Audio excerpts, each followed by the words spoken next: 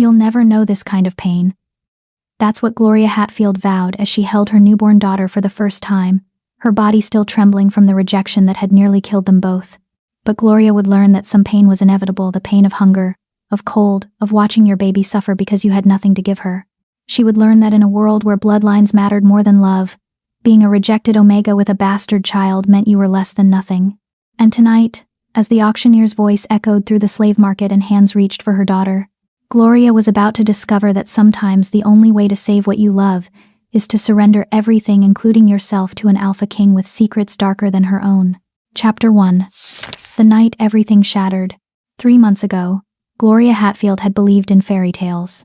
She remembered the exact moment her world had felt complete standing in the gardens of the Silver Moon Pack estate, her hand resting on her swollen belly, watching the sunset paint the sky in shades of rose and gold. She'd been 6 months pregnant then, glowing with the kind of hope that only comes from carrying life inside you. You'll be loved, she'd whispered to her unborn child.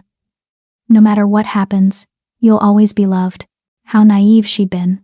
Now, as Gloria sat on the filthy floor of the slave trader's wagon, her 3-month-old daughter Rita clutching at her tattered dress, she wondered if love had ever been enough. The wagon jolted over another pothole, and she instinctively tightened her arms around Rita, whose tiny whimpers pierced the darkness like shards of glass. Around her, 12 other women huddled in their own private hells. Some cried silently. Others stared at nothing, their eyes already dead. Gloria recognized that look. It was the same one she'd seen in her mirror every morning since he had rejected her. Lewis Nelson. The name still tasted like poison on her tongue. He'd been everything a young Omega could dream of: handsome, charming, third in command of the Silver Moon Pack. When he'd chosen Gloria as his mate, she'd felt like the luckiest woman alive. Never mind that she was just a low-ranking servant. Never mind that his family had sneered at her plain face and common bloodline. Louis had wanted her, and that had been enough. Or so she'd thought. The memory came unbidden, as it always did in her darkest moments. Louis standing in their small cottage, his face twisted with disgust as she'd shown him the positive pregnancy test. "Get rid of it," he'd said, as casually as if he were discussing the weather. "What?" Gloria had whispered, her hands instinctively moving to protect her stomach. "Louis, this is our baby. It's a mistake." His golden eyes, once so warm when they looked at her, had been cold as winter steel. "I've been chosen to mate with Bethany Gay, the Alpha's niece. The ceremony is in 3 months. Do you really think I'm going to throw away my future for some servant's bastard?" The word had hit her like a physical blow. Bastard. As if their child, their love, had never meant anything at all. "But, you marked me," Gloria had stammered, touching the faint scar on her neck where his teeth had once claimed her as his own. "We're bonded." "A mistake," Louis had repeated. "One I'm correcting. I, Louis Nelson, reject you, Gloria Hatfield, as my mate, and any claim you have on me or my bloodline." The pain had been instantaneous and excruciating, like having her soul ripped from her body. The mate bond, fragile as it was for an Omega and a higher-ranked wolf, had snapped like a too-thin thread. Gloria had collapsed, her pregnant belly hitting the floor hard enough to make her cry out. Louis had stepped over her without a backward glance. "If you're smart," he'd said from the doorway, "you'll get rid of that thing and find work in another pack. No one here will help you. Not after I'm done spreading the word about what kind of Omega you really are." He'd kept his promise. Within a week, Gloria had been dismissed from her position as a housemaid. Within 2 weeks, every door in the Silver Moon territory had been closed to her. The lies Louis had spread that she'd tried to trap him with another man's baby, that she'd been stealing from the pack stores, that she was a silver digger who'd seduced him with dark magic, had turned her into a pariah overnight. By her 7th month of pregnancy, Gloria had been living in a hollowed-out tree in the forest, eating whatever she could forage, praying her baby would survive. Baby Rita had arrived during a thunderstorm, born into Gloria's shaking hands with only the moon as witness. She'd been perfect: 10 tiny fingers, 10 tiny toes, a shock of dark hair, and lungs that announced her arrival to the entire forest. Gloria had wept as she'd held her daughter for the first time, overcome with a love so fierce it physically hurt. "I'll protect you," she'd sworn, pressing kisses to Rita's tiny forehead. "I'll give you everything. I'll be enough for both of us." But fairy tales didn't come true for Omegas with no pack and no protection. The hunters had found them 2 weeks ago. Gloria had been gathering berries near the river, Rita strapped to her chest in a makeshift sling, when the net had fallen over them both. She'd fought like a wild thing, her dormant wolf rising for the first time in months, teeth bared and claws extended, but silver-laced rope burned like acid against her skin. And within minutes, she'd been bound and gagged, Rita screaming in her arms. "Good catch," one of the hunters had said, examining her with cold, calculating eyes. "Young Omega. Recently given birth. Still producing milk. She'll fetch a decent price at the Blackwater auction." "What about the baby?" another had asked. The first hunter had shrugged. "Baby Omegas sell too. Though this one's pretty young. Might not survive transport." "Then we sell them together," the first hunter had decided. "Some wealthy pack might want a ready-made breeder and her pup. It's been done before." And just like that, Gloria's worst nightmare had become reality. Now, as the wagon rolled toward whatever hell awaited them, Gloria hummed softly to Rita, trying to keep her daughter calm. The baby had been so good throughout this ordeal, only crying when she was hungry or needed changing, as if she somehow understood that their survival depended on not drawing attention. Almost there. The driver called from the front of the wagon. "Blackwater City ladies. Some of you are about to get very, very lucky." The laugh that followed made Gloria's skin crawl. Through the slats in the wagon, she caught her first glimpse of Blackwater City, and her heart sank. She'd heard stories about this place, the largest slave market in the Northern Territories, where wolves without packs came to be bought and sold like cattle. The city sprawled like a wound across the landscape, all crumbling stone buildings and narrow, filthy streets. The wagon jerked to a stop in front of a massive stone building with barred windows. The auction house. Even from outside, Gloria could hear the roar of the crowd within, wealthy wolves haggling over flesh, celebrating their purchases with wine and laughter. The door of the wagon swung open, and harsh torchlight flooded in. "Out!" a guard barked. "Single file. Any resistance and you'll be dragged." Gloria's legs shook as she climbed down, clutching Rita close. The other women formed a line, their heads bowed in defeat. Gloria kept her chin up. She wouldn't give these monsters the satisfaction of seeing her break.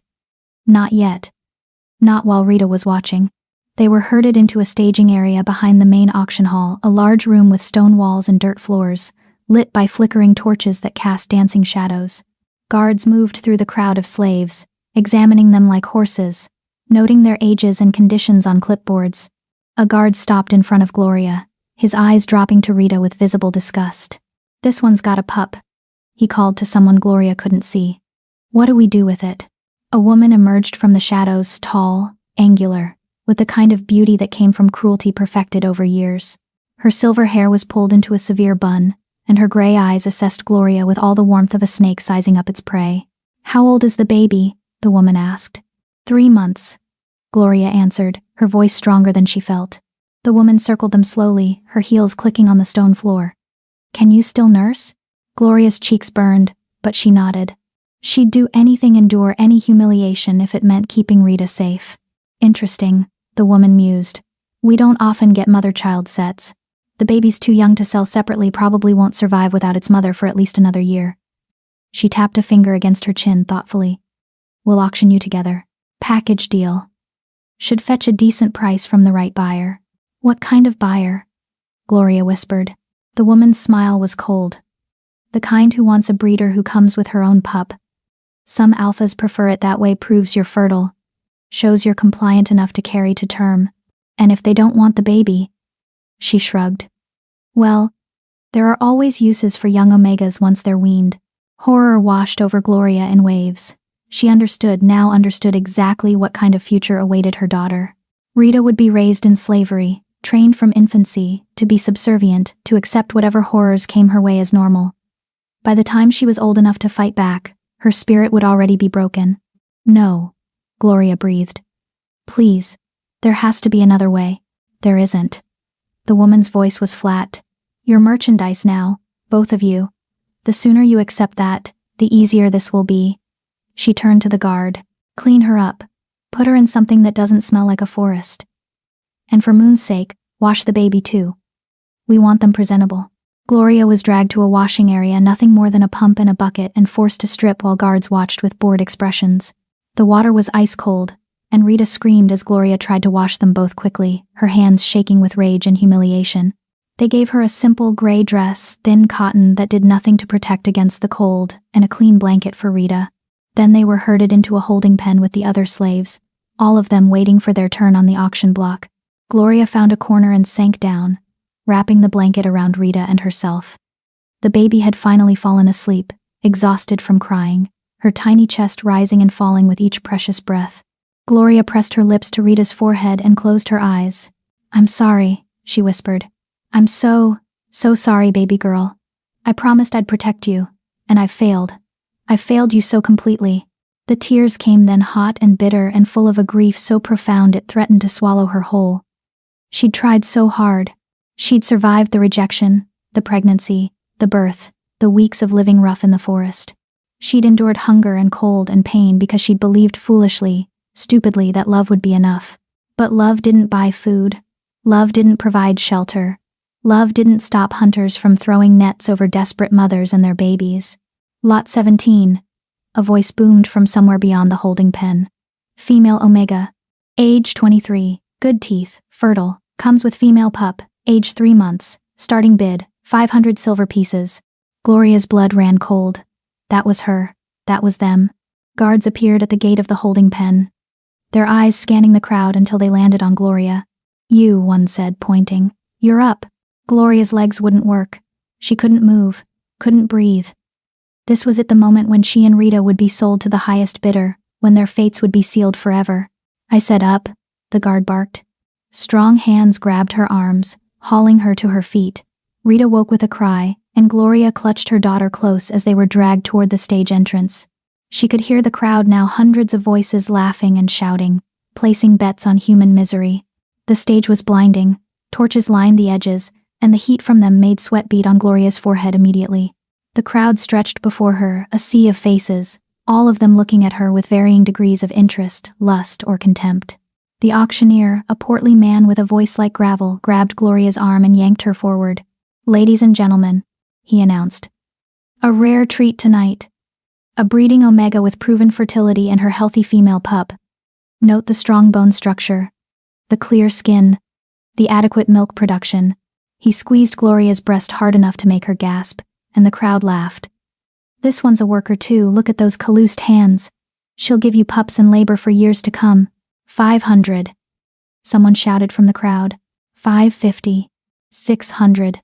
The bids came faster and faster.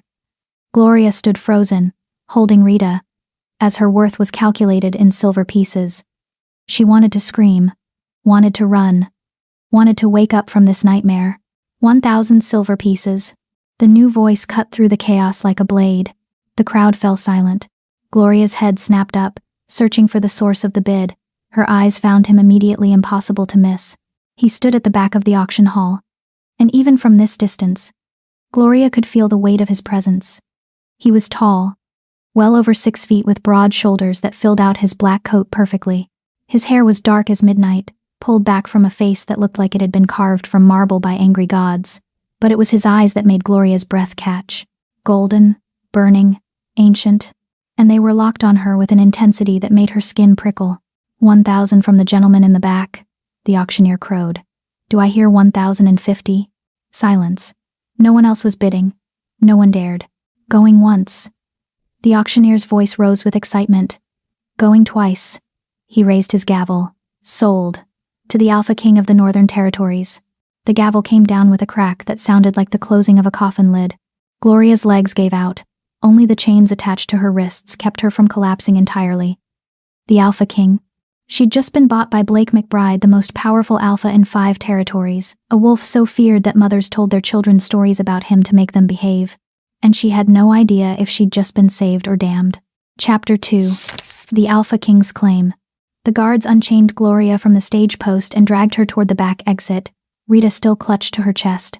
Her legs barely worked, her mind spinning with terror and confusion. The Alpha King. Of all the wolves who could have bought her, it had to be him. Blake McBride was a legend, and not the good kind.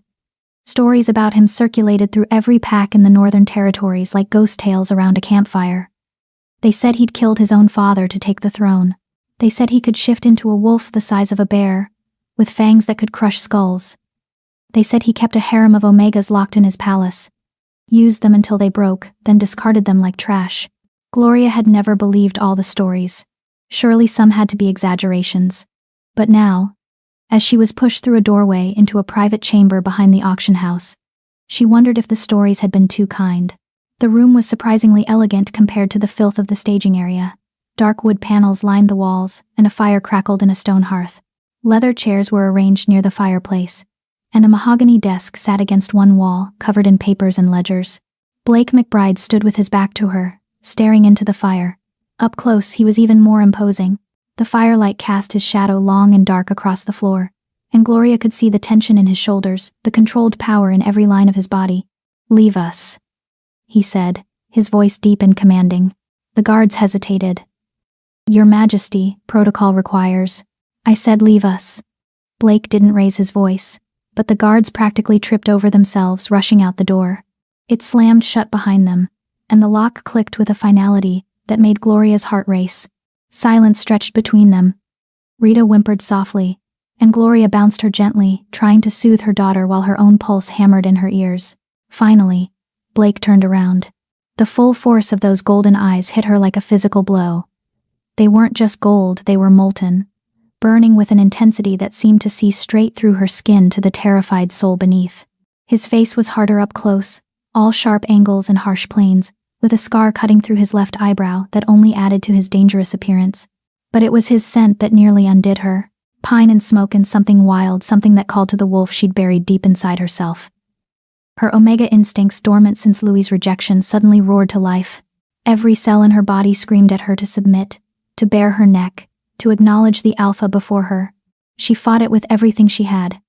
She would not roll over for another man who saw her as property. "What's your name?" Blake asked. Gloria lifted her chin, meeting his gaze, even though it made her hands shake. "Gloria Hatfield." "And the child?" "Rita." Gloria's arms tightened protectively. "She's 3 months old." Blake moved closer, and Gloria forced herself not to back away. He stopped a few feet from her, his eyes dropping to Rita's small form bundled against Gloria's chest. Something flickered across his face, too quick for Gloria to identify. "Who's the father?" he asked. The question hit like a slap. Of course. He wanted to know what he'd bought. Wanted to assess the bloodline. The worth of his new property. "Does it matter?" Gloria's voice came out bitter. "We're yours now. That's all that matters, isn't it?" Blake's jaw tightened.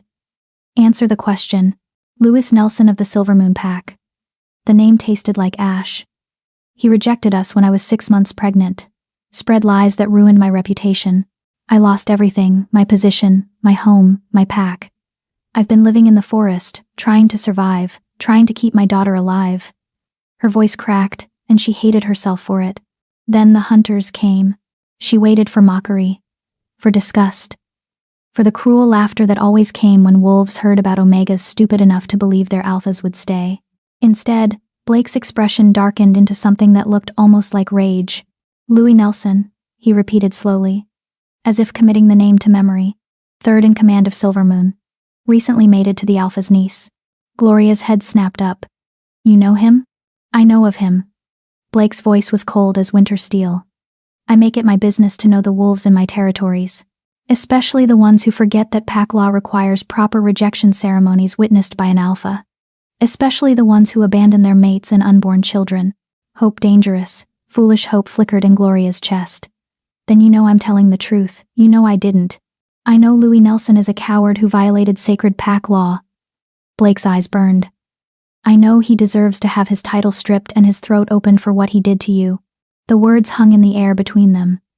Gloria stared at him, unable to reconcile this cold fury on her behalf with the monster from the stories. Rita chose that moment to let out a wail, the hungry cry that Gloria had learned to recognize instantly. Her daughter needed to eat, and Gloria's body responded immediately, her breasts aching with milk that had no outlet in this tense, terrifying situation.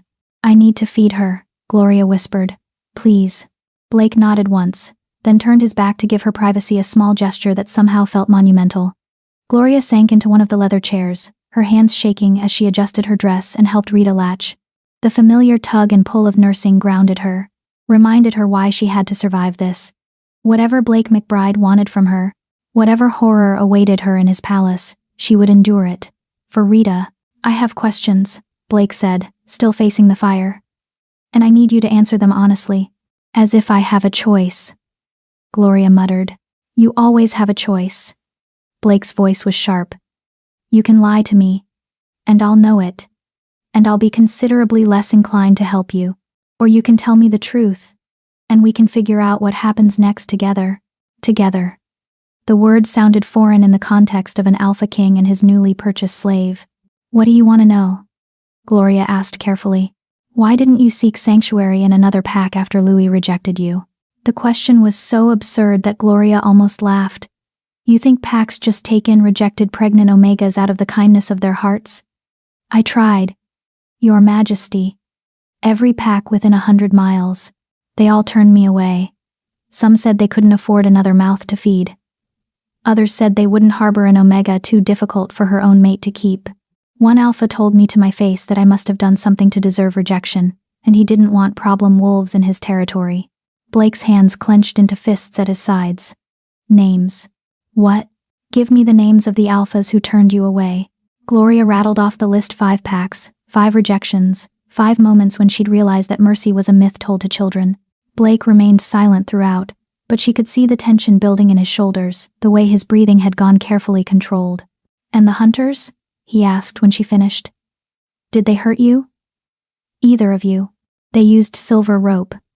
Gloria touched the burns on her wrists, still healing. And they kept us in the wagon for 2 days with barely any food or water. But they didn't. She swallowed hard. They didn't touch me. Not like that. I think they wanted to keep their merchandise undamaged. Blake's growl was low and dangerous. Blackwater slavers. I've been trying to shut down their operation for years. But they're like cockroaches, crush one auction house and 2 more pop up. Why? Gloria couldn't help asking. Why would an Alpha King care about slavers? Blake finally turned to face her, and the expression in his eyes made her breath catch. It wasn't cruel. It wasn't cold. It was weary. Ancient and bone-deep weary. Because slavery is illegal in my territories, he said quietly. It's been illegal for 10 years since the day I took the throne. But the old ways die hard, and there are wolves who will always see Omegas and weaker wolves as property rather than people. I've been buying slaves at these auctions for years, buying them and freeing them, trying to bankrupt the slavers by making their business unprofitable. Gloria's mind reeled. You free them? Every single one. Blake moved to his desk and pulled out a leather folder. I have a network of safe houses throughout the northern territories. Freed slaves are given housing, food, medical care, and job training. Those who want to join packs are sponsored and introduced. Those who prefer independence are given enough coin to start new lives. No strings attached. No debts owed. He was lying. He had to be lying. No one, especially not an Alpha King, did things like this out of pure altruism. As if reading her thoughts, Blake's mouth curved into something that might have been a smile if it had reached his eyes. You don't believe me, should I? Gloria shot back.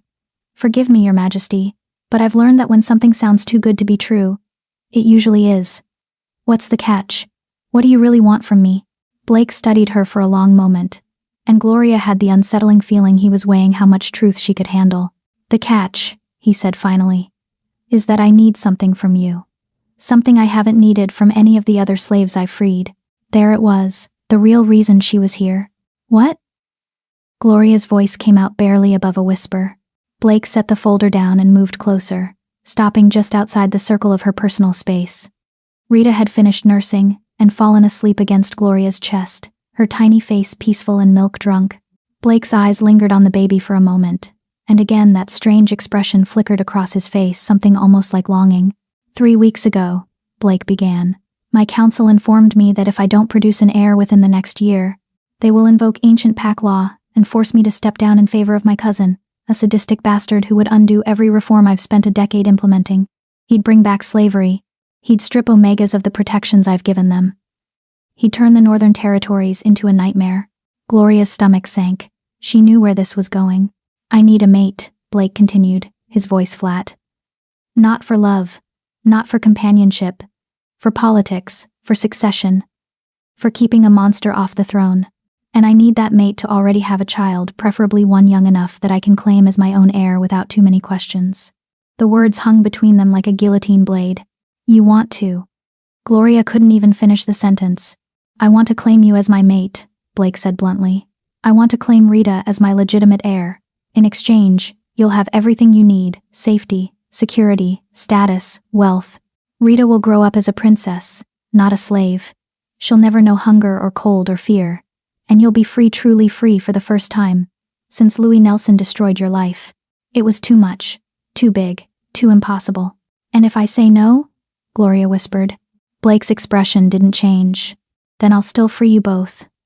I'll set you up in one of my safe houses with enough coin to live comfortably for years. No one will ever hurt you again. You have my word. Then why would I say yes? The question burst out before Gloria could stop it. If you'll help us anyway, why would I agree to be your fake mate? To live a lie for the rest of my life? Blake was quiet for a moment, and when he spoke, his voice was softer than she'd heard it yet. Because I saw you on that stage, he said. I saw the way you held your daughter even when you were terrified. I saw you keep your chin up when everyone around you had given up. I saw a mother who would walk through fire for her child. His golden eyes met hers. Rita deserves a father who will do the same. And I'm offering to be that father, not biologically, but in every way that matters. I'll protect her. I'll teach her. I'll love her as my own. That's not something I can promise any of the other slaves I free. That's something I can only offer you. Tears burned behind Gloria's eyes. It was everything she'd wanted: safety, protection. A father for her daughter who wouldn't abandon them. But it felt like accepting a beautiful cage, trading one form of captivity for another. Even if this one came with silk sheets and 3 meals a day. I need time, she whispered. I need to think. You have until morning, Blake said. But Gloria? He waited until she met his eyes. Understand this, I will never force you. Not into my bed, not into affection you don't feel, not into anything you don't freely choose. If you agree to this arrangement, you'll be my mate, in name only. You'll have your own chambers, your own life. The only thing I ask is that we present a united front in public, and that you allow me to be a true father to Rita. And if I fall in love with someone else? The question came from some reckless place inside her. Blake's smile was sad. Then I'll arrange the quietest divorce in pack history and make sure you're both taken care of for life. I'm not your enemy, Gloria. I'm just a desperate man trying to save his people from tyranny while giving you and your daughter the life you deserve. He moved toward the door, then paused with his hand on the handle.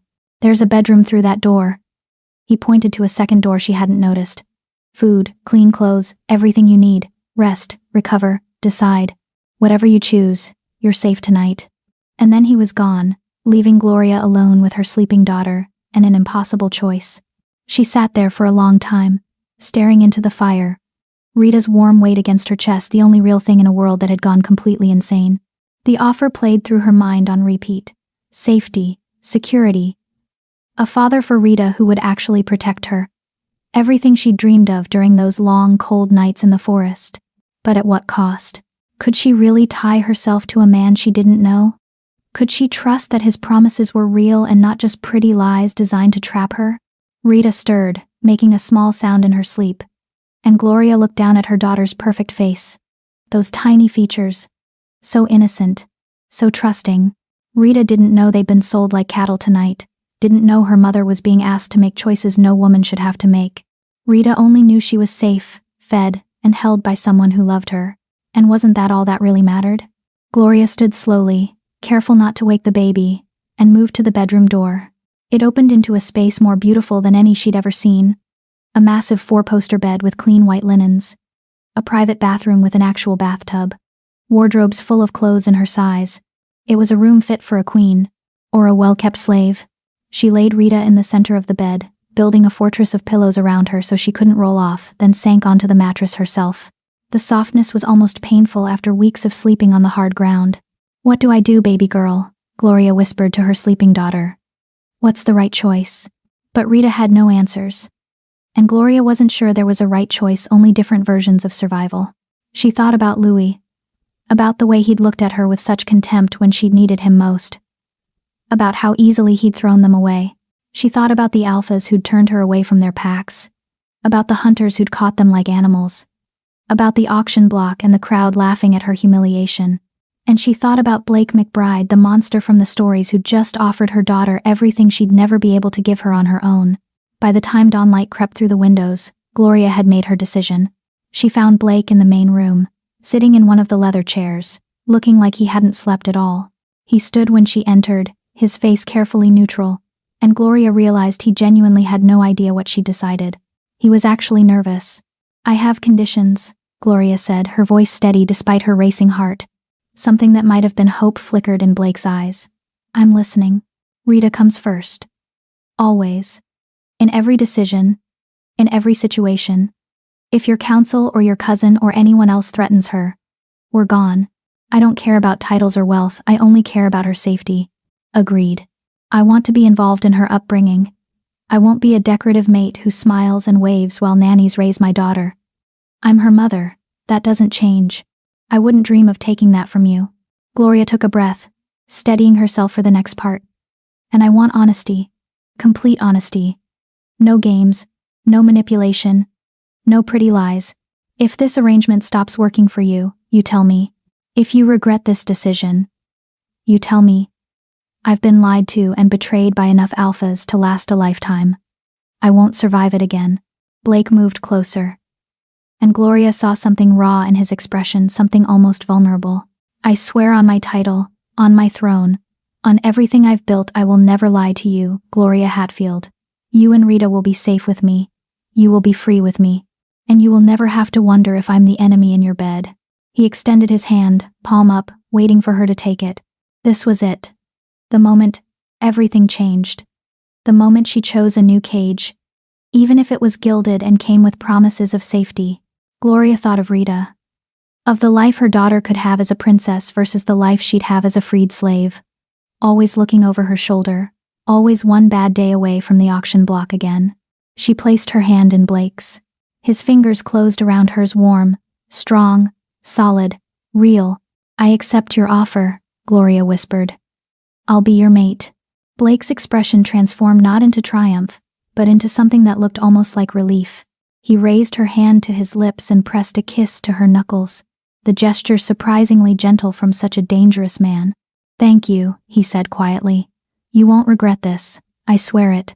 Gloria wanted to believe him. Needed to believe him. Because she'd just bet everything, her life, her daughter's future, her last scrap of hope on the word of the Alpha King. And if she was wrong, there would be no coming back from it. Chapter 3. The Palace of Thorns.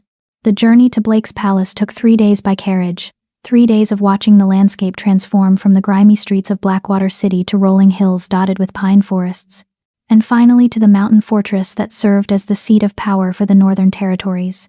Gloria had expected something cold and forbidding.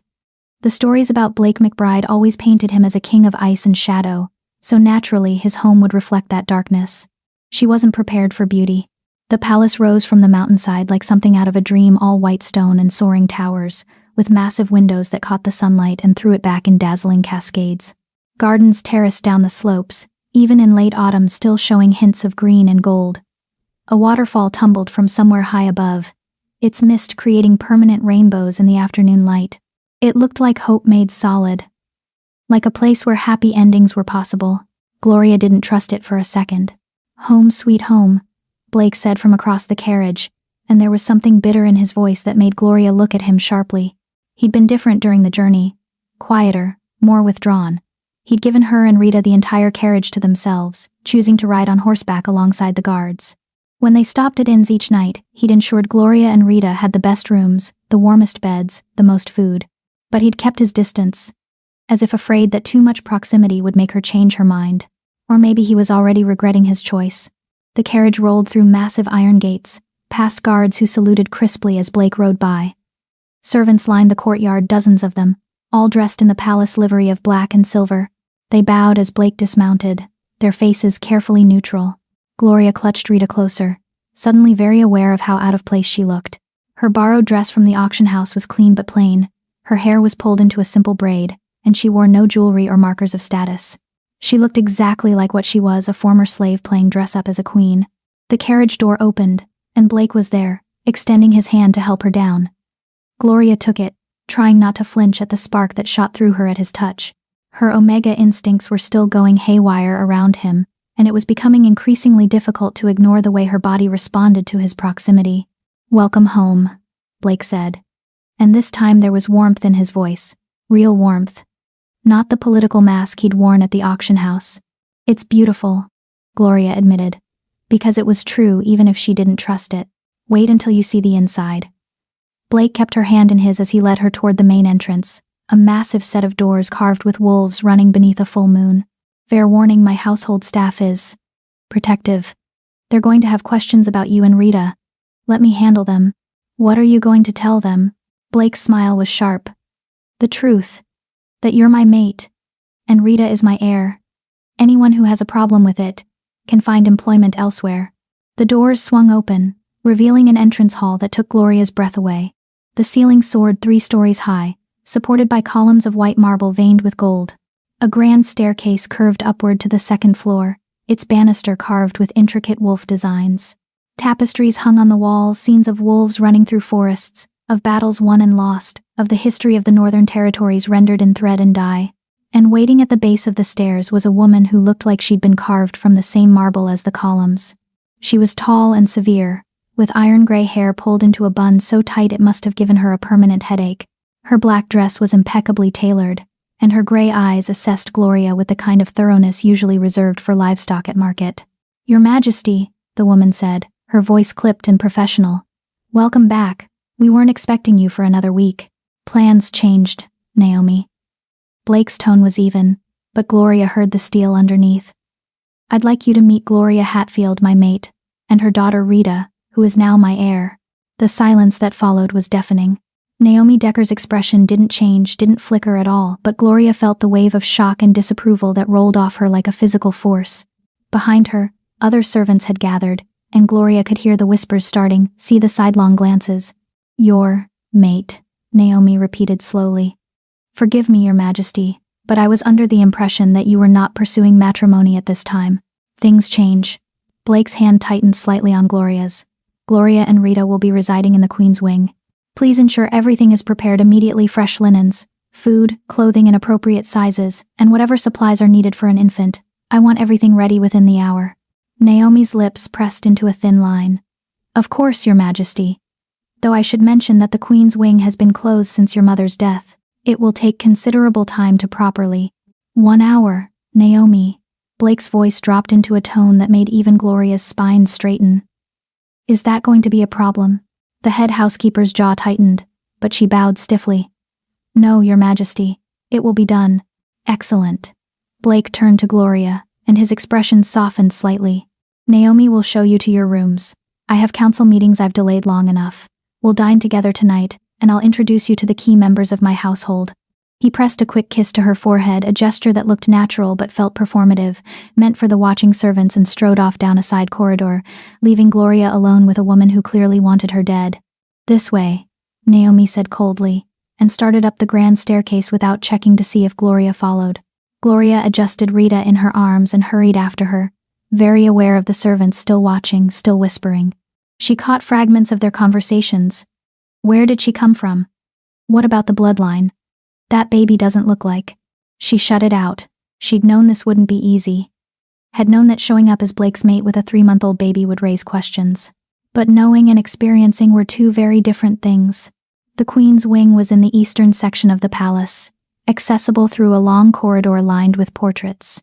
Gloria recognized some of the faces from history lessons she'd had as a child, former kings and queens of the Northern Territories, their painted eyes following her progress with what felt like judgment. Naomi stopped in front of a set of double doors and produced a key ring from her belt. The Queen's wing consists of a main bedroom, a sitting room, a private bathroom, a dressing room, and a nursery. There's also a private balcony overlooking the eastern gardens.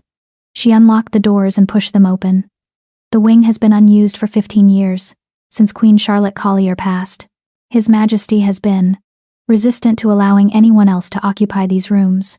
The implication was clear. You don't belong here. But as Gloria stepped inside, she forgot all about Naomi's hostility. The rooms were magnificent. The main bedroom was easily 3 times the size of any room Gloria had ever lived in, with a 4-poster bed that could sleep 5 people comfortably. Windows stretched from floor to ceiling, draped in curtains of silver silk. A fireplace dominated one wall, already crackling with warmth. Plush rugs covered the marble floors, and furniture in dark wood and soft fabrics made the space feel both grand and inviting. Through an archway, Gloria could see the nursery painted in soft yellows and greens, with a cradle that looked like it had been carved by master craftsmen. Shelves lined the walls, ready to be filled with toys and books. A rocking chair sat by the window, positioned perfectly to catch the afternoon light. It was everything Gloria had dreamed of when she'd been pregnant, lying in that hollowed-out tree and imagining what kind of life her daughter might have had if things were different. "Will it suffice?" Naomi asked, and there was something almost challenging in her tone. Gloria turned to face her, Rita still sleeping peacefully against her chest. "It's beautiful. Thank you for preparing it so quickly." Naomi's expression flickered surprise, maybe, that Gloria had thanked her. "I'll send maids up with clothing and supplies. Dinner is served at 7 o'clock sharp. His Majesty expects punctuality.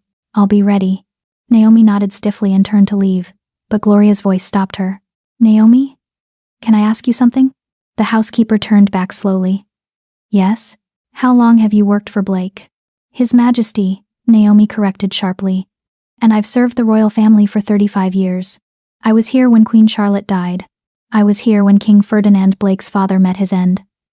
I've watched His Majesty transform from an angry boy into the man he is today." Her gray eyes bored into Gloria's.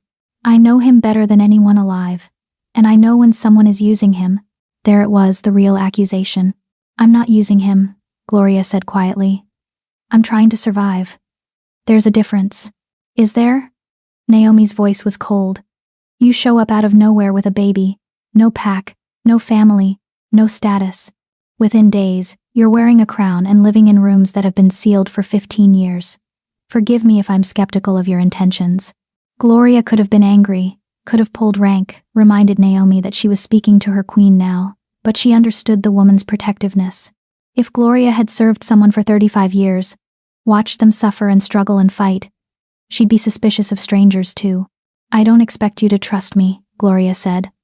"I wouldn't trust me either, in your position. But I'm asking you to really watch and judge me by my actions, not your assumptions. I'm not here to hurt Blake. I'm here because he offered me and my daughter safety when no one else would. That's all." Naomi studied her for a long moment, and Gloria met her gaze steadily. Finally, the housekeeper's expression softened barely, but enough to notice. "His Majesty has a kind heart," Naomi said quietly. "Too kind for a king. People have taken advantage of that before, hurt him before. If I see even a hint that you're doing the same, Omega or not, maid or not, I will make your life here a living hell. Do we understand each other?" "Perfectly," Gloria said. Naomi nodded once and left, closing the doors behind her with a decisive click. Gloria let out a breath she hadn't realized she'd been holding and moved to one of the windows. From here, she could see the eastern gardens Naomi had mentioned, terraced levels of carefully maintained greenery, with paths winding between flower beds and ornamental trees. Beyond that, the forest stretched dark and deep, and beyond that, mountains rose like the spine of some sleeping giant. It was the most beautiful prison she'd ever seen. Rita stirred against her chest, waking slowly. Her tiny face scrunched up, and Gloria knew she had maybe 2 minutes before the hungry crying started. "Let's get you fed, baby girl," Gloria murmured, settling into the rocking chair by the nursery window. As Rita nursed, Gloria let herself really think about what she'd agreed to. This was her life now, these rooms, this palace, this role as Blake's mate. No going back, no changing her mind. She'd made her choice on that desperate night in Blackwater, and now she had to live with it. The question was, could she? A knock at the door interrupted her thoughts. "Come in," Gloria called, adjusting her dress to maintain modesty. 3 young maids entered, their arms loaded with boxes and garment bags. They couldn't have been more than 20, and they all wore identical expressions of barely contained curiosity.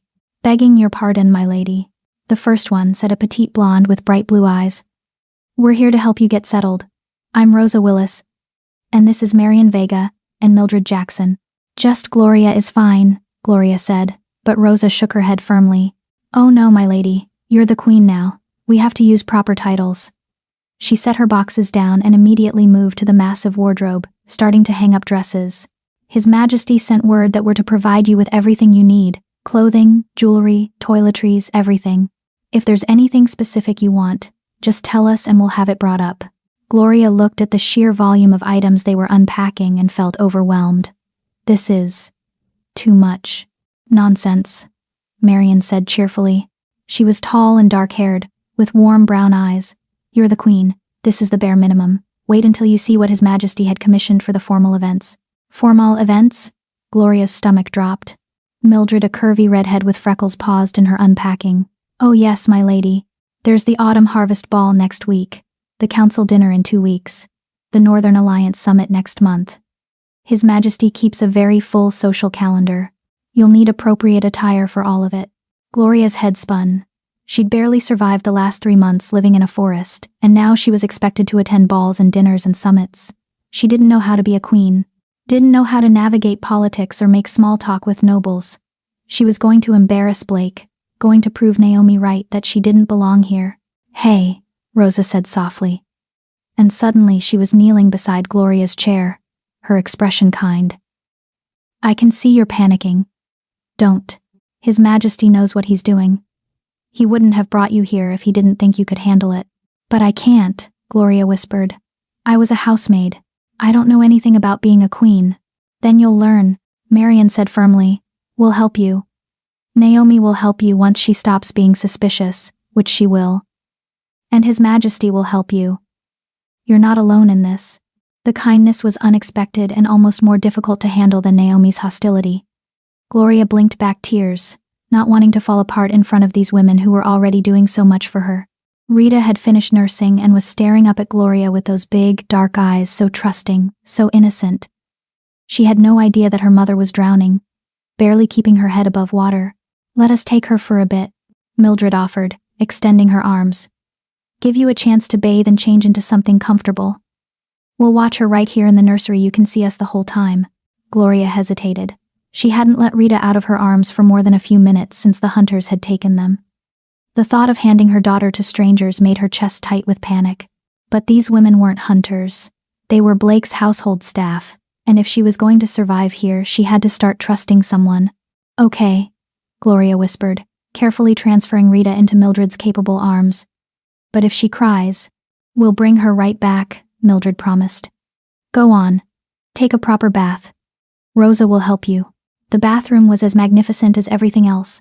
Marble floors, a bathtub big enough to swim in, and bottles of soaps and oils that smelled like lavender and roses.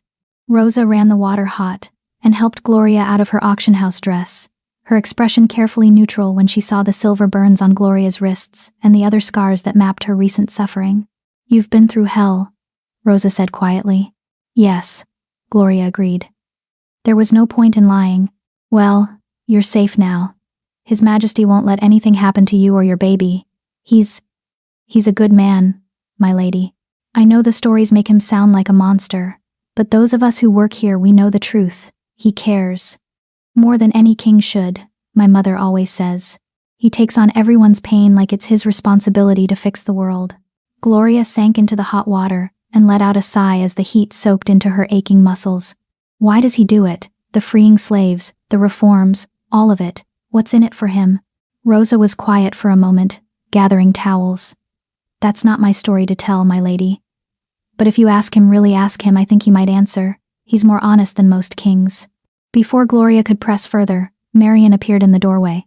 My lady, there's someone here to see you. Says it's urgent.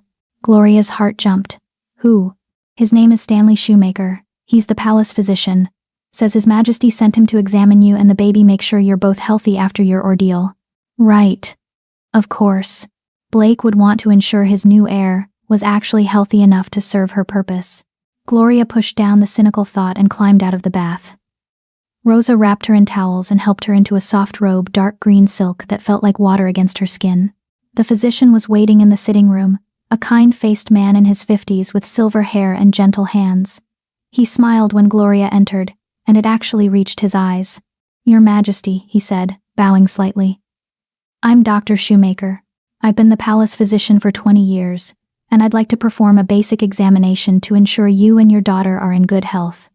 Nothing invasive, I promise. Just some routine checks. Gloria nodded, and for the next hour, she submitted to the doctor's gentle ministrations. He examined the silver burns on her wrists, applied salve that immediately soothed the pain, and checked Rita, thoroughly weighing her, listening to her heart, looking in her ears and mouth. She's perfect, he finally announced. Healthy weight, Good reflexes. No signs of malnutrition despite your recent hardships. You've done an excellent job keeping her safe, Your Majesty. The praise made Gloria's throat tight. Thank you. Dr. Shoemaker packed up his bag and turned to her with a more serious expression. His Majesty also asked me to ensure you understand that you have access to anything you need. Contraceptives, medical care, anything. He was very specific that I make clear you're in control of your own body. If you ever need anything at all, you come directly to me. Not the maids, not the nurses, me. Your health and autonomy are paramount. Gloria stared at him. Blake had thought of that. Had made sure she knew she had options, had control. Maybe Rosa was right. Maybe he really was different. By the time 7 o'clock arrived, Gloria was dressed in one of the gowns the maids had unpacked, a deep blue silk that matched her eyes, with delicate silver embroidery at the bodice and sleeves. Her hair had been brushed until it shone and pinned up in an elegant style she never could have managed herself. Marian had even applied subtle makeup, and when Gloria looked in the mirror, she barely recognized herself. She looked like a queen. She felt like a fraud. Rita was tucked into her arms, dressed in a tiny gown of white lace that made her look like a doll. The baby was alert and calm, her dark eyes taking in everything with that intense focus only infants seemed capable of. Ready? Rosa asked from the doorway. No. Gloria wasn't ready. Would never be ready. Yes, she said anyway, and followed Rosa down to the formal dining room. The room was smaller than Gloria expected but still breathtaking, a long table of dark wood, set for two, with candles providing warm light. Windows overlooked the gardens, now lit by torches that made them look magical in the gathering dusk. Blake stood when she entered, and Gloria's breath caught. He'd changed into formal attire, black pants and a deep crimson shirt that made his golden eyes seem even more intense. His dark hair was pulled back, revealing the sharp planes of his face, and that scar through his eyebrow stood out stark against his skin. He looked like exactly what he was: dangerous, powerful, and completely in control. Gloria, he said, and his voice was warm. You look beautiful. Thank you. Gloria clutched Rita, a little tighter, suddenly nervous. I hope it's all right that I brought Rita. She doesn't do well being separated from me yet. Of course. Blake moved to pull out her chair, and Gloria noticed there was already a cushioned bassinet positioned beside it. I had this brought in. You can set her there if you need both hands to eat. The small gesture, the thoughtfulness of it made Gloria's eyes burn. She settled Rita in the bassinet, and the baby immediately grabbed onto a ribbon attached to it, content to play. Servants appeared with food, roasted meat, fresh vegetables, bread still warm from the oven, and desserts that looked almost too beautiful to eat. Gloria's stomach growled embarrassingly loud, and Blake smiled. Eat, he said. Please. You don't have to be polite or wait for permission. This is your home now. They ate in comfortable silence for a few minutes, and Gloria tried not to moan at how good real food tasted after weeks of berries and whatever small game she could catch. How was your first day? Blake asked finally. Gloria considered lying, then remembered his promise of honesty. Overwhelming. Naomi hates me. Your staff is whispering about me, and I'm terrified I'm going to embarrass you at whatever events I'm apparently supposed to attend. Blake set down his fork. Naomi doesn't hate you. She's protective. Give her time. As for the staff. He paused. They'll talk. It's inevitable. But their opinions don't matter. Only yours does. And the events? We'll face them together. Blake's expression was serious. Gloria, I know I've thrown you into the deep end. I know this is all happening too fast. But I meant what I said. You're not alone. Anything you need to learn, I'll teach you. Anyone who disrespects you will answer to me. You're my mate now. That means something in this palace. Gloria met his eyes across the table. What does it mean to you? The question hung between them, heavy with implications. Blake was quiet for a long moment, his golden eyes searching her face. It means I'll keep my promises. It means Rita will never want for anything. It means you're under my protection. And anyone who threatens you threatens me. He paused. It means I'll be the father she deserves, even if I'm not the mate you would have chosen. The honesty of it, the naked vulnerability in his voice took Gloria's breath away. I didn't choose Louis either, Gloria said softly. He chose me. And that turned out to be the worst thing that ever happened to me. So maybe not choosing is better. Maybe letting fate decide is what I needed all along. Blake's expression shifted into something Gloria couldn't quite read. Do you believe in fate? I believe in survival, Gloria answered. And right now, You're my best chance at that. For both of us. It wasn't a declaration of love. It wasn't even a declaration of trust. But it was honest, and from the way Blake's shoulders relaxed slightly, it was what he needed to hear. They finished dinner talking about small things. Rita's sleep schedule, Gloria's preferences for her rooms, plans for the coming weeks. It was almost normal, almost comfortable, almost enough to make Gloria believe this might actually work. When the meal was finished, Blake walked them back to the Queen's wing. At the door, he paused, and Gloria could see him weighing his words carefully. "Thank you," he said finally. "For giving this a chance, for trusting me even though you have every reason not to. I won't let you down, Gloria. That's a promise." He pressed another kiss to her forehead, quick, chaste, professional, and then he was gone, leaving Gloria alone in her beautiful rooms with her sleeping daughter. She stood at the window for a long time, staring out at the dark gardens, thinking about choices and fate and beautiful prisons, and wondering if maybe, just maybe, she'd made the right decision after all. Chapter 4, The Council of Wolves. Gloria's first week in the palace passed in a blur of lessons, fittings, and sleepless nights. Rita had decided that the luxurious nursery was the perfect place to practice her lung capacity at 2 a.m, and no amount of rocking or singing seemed to soothe her. Gloria spent those dark hours pacing the rooms, bouncing her fussy daughter and wondering if queens were supposed to have dark circles under their eyes. Rosa assured her they were. Queen Charlotte used to look like death warmed over when Prince Blake was a baby. The maid had said cheerfully, while helping Gloria into yet another gown for yet another fitting. His Majesty was apparently a terrible sleeper, drove the whole palace mad with his crying. The image of Blake as a fussy baby was so at odds with the controlled, powerful man Gloria saw at dinner each night that she almost laughed. Almost, because today was the day she'd been dreading since arriving at the palace, the formal introduction to Blake's council. "They're going to hate me," Gloria said for the 10th time that morning as Marian adjusted the pins in her hair. "They're not going to hate you," Marian replied patiently, though her tone suggested she was getting tired of this conversation. "They're going to be skeptical. There's a difference. A small difference. My lady." Marian moved to stand in front of Gloria, her expression serious. "You've survived rejection, homelessness, slavery, and an auction block. You kept your daughter alive through all of it. Surely you can survive a few stuffy council members." Put like that, it sounded almost reasonable. Gloria looked at herself in the mirror and barely recognized the woman staring back. The gown was a deep emerald green, Blake's choice, delivered with a note that said simply, "This will remind them you're mine," with a fitted bodice and flowing skirts that made her look regal. Her hair was styled in an elaborate updo that had taken Marian an hour to perfect, with small emeralds woven into the braids. She wore a necklace of silver and emeralds also from Blake that probably cost more than every possession she'd ever owned combined. She looked like a queen. She felt like a servant playing dress-up.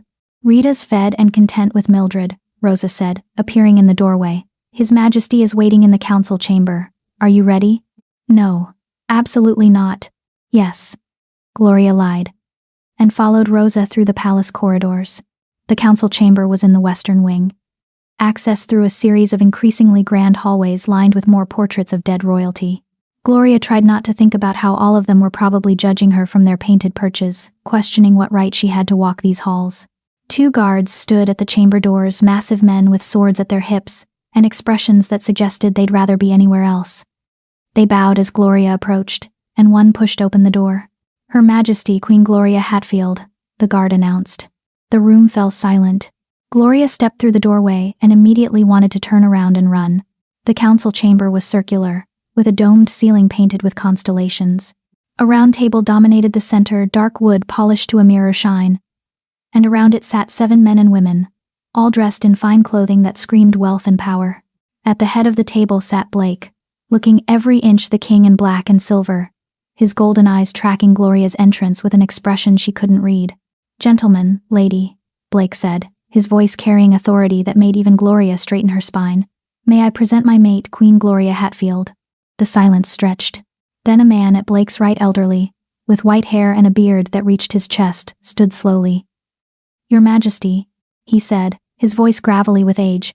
"Forgive me, but this is unexpected. We were not informed you were pursuing a mating bond." "That's because it's none of the council's business, Christopher," Blake replied coolly. "My personal life is my own, not when it affects succession." Another council member interjected, a woman in her 40s with sharp features and sharper eyes. She wore her dark hair in a severe bun, and her gaze on Gloria was openly hostile. The council has rights regarding matters of heirs and bloodlines. You cannot simply appear with a mate and child and expect us to accept it without question. Blake's expression darkened. I can, and I do. Gloria is my mate. Rita is my heir. That's final. Is it? The woman, Gloria didn't know her name yet, leaned forward. Because I see a woman with no pack history, no bloodline records, and a child who conveniently appears just when you need an heir to satisfy our ultimatum. Forgive me if I find the timing suspicious. Gloria's hands clenched at her sides. She wanted to speak, to defend herself, but Blake had told her to let him handle the council. Trust him, he'd said. Let me protect you. Councilwoman Sabrina Babcock. Blake's voice was dangerously soft. You're dangerously close to insulting my mate. I suggest you choose your next words very carefully.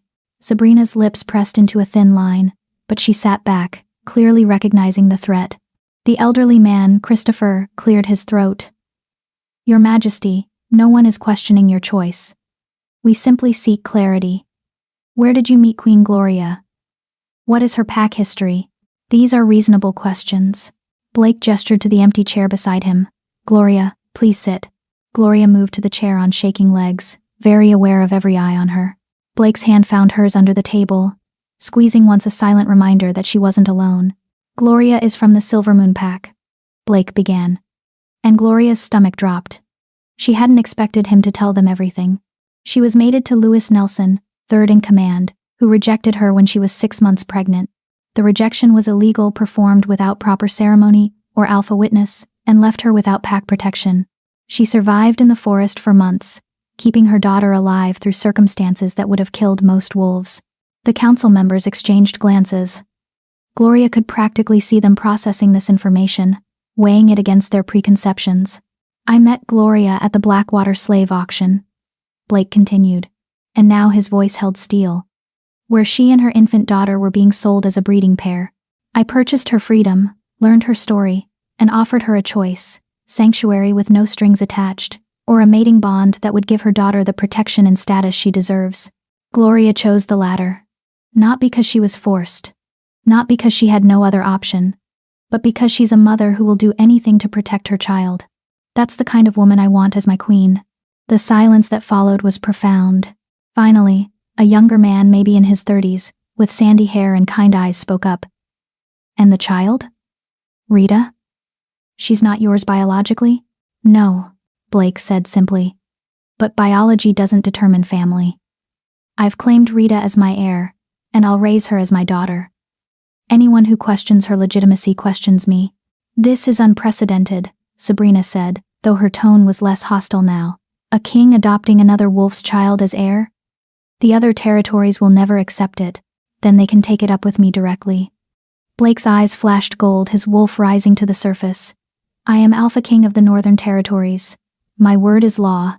Rita is my heir. Gloria is my queen. This discussion is over. Is it? The challenge came from a man Gloria hadn't noticed before, sitting in the shadows at the far end of the table. He was younger than most of the council, maybe early 30s, with dark hair slicked back and eyes that reminded Gloria of a snake.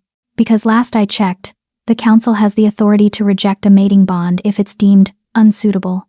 Blake's entire body went rigid. Fernando Dickey, I should have known you'd be the one to push back. Fernando smiled. And it was the coldest expression Gloria had ever seen. I'm simply concerned about the integrity of our bloodline. You're asking us to accept a mate who was rejected by her first alpha, clearly damaged goods, and a bastard child from that failed mating. What message does that send to the other packs? The words hit Gloria like physical blows. Damaged goods. Bastard child. She'd heard those phrases before, had them thrown at her by Louis and his family, but hearing them here in this room, from a council member who held power over her future, made her blood boil. Careful, Fernando. Blake's voice was lethal. You're speaking about my mate and daughter. Am I wrong? Fernando leaned back in his chair, completely at ease despite the danger radiating from Blake. The council requires suitable heirs, suitable mates, not charity cases picked up from slave auctions. Something inside Gloria snapped. She'd been quiet long enough, had let Blake fight her battles, had played the meek Omega who needed protection. But she'd survived too much to sit here and be called damaged goods without saying a word. "You're right," Gloria said, and every head swiveled toward her. "I was rejected. I was homeless. I was sold at an auction like cattle. Those are facts, and I won't deny them." Blake's hand tightened on her as a warning or support. She couldn't tell. "But here's what else is true," Gloria continued, her voice steady despite her racing heart. "I kept my daughter alive through a winter in the forest with no shelter, no pack, and no help. I fought off hunters with silver lace nets because I refused to let them take her. I stood on that auction block with my head high because I wouldn't give anyone the satisfaction of seeing me broken." She met Fernando's cold eyes directly. "So yes, I'm damaged. Yes, Rita is from another man. But we're survivors, Councilman Dickey. And if you think that makes us weak, then you don't understand what strength really is." The silence that followed was electric. Then Christopher Hodge, the elderly councilman, began to laugh. It started as a chuckle and grew into a full belly laugh that made his white beard shake. "By the moon," he wheezed, wiping tears from his eyes. "She's got fire. I like her, Your Majesty. She's got more spine than half the council combined." Even Sabrina Babcock's expression had shifted not to warmth, but to something that might have been grudging respect. Fernando, however, looked furious. "This is exactly what I'm talking about," he hissed. "She's already forgetting her place, speaking out of turn in council meetings. Her place," Blake interrupted, "is beside me, as my equal, as my queen. And if you can't accept that, Fernando, then perhaps you're the one who's forgotten his place. This council serves at my pleasure, not the other way around." The threat hung in the air. Fernando's jaw worked, clearly wanting to argue, but he subsided into sullen silence. "Now," Blake continued, his tone suggesting the matter was closed. "Rita's naming ceremony will be held in 3 days. The entire court will attend. I expect the council to show appropriate respect and support. Anyone who has concerns can voice them now, or hold their peace forever." No one spoke. "Excellent." Blake stood, and everyone else scrambled to their feet. "This meeting is adjourned." "Gloria?" A word? The council members filed out, some nodding respectfully to Gloria, others like Fernando avoiding her gaze entirely. When the last one had left and the door had closed behind them, Blake turned to Gloria with an expression she couldn't read. "That was incredibly stupid," he said. Gloria's heart sank. "I'm sorry, I know I shouldn't have spoken, but he called Rita a bastard and I just—" "It was incredibly stupid," Blake repeated, "and also incredibly brave. You just earned Christopher's respect, which is worth more than gold in this court. And you put Fernando in his place, which no one's been able to do in years." He was smiling. Actually smiling, a real, genuine smile that transformed his entire face. "You're not angry?" Gloria whispered. "Angry?" Blake laughed, a sound Gloria had never heard from him before. "I'm impressed. You stood up to the council on your first day. Most queens don't manage that in their first year." His expression sobered. "But Fernando is dangerous, Gloria.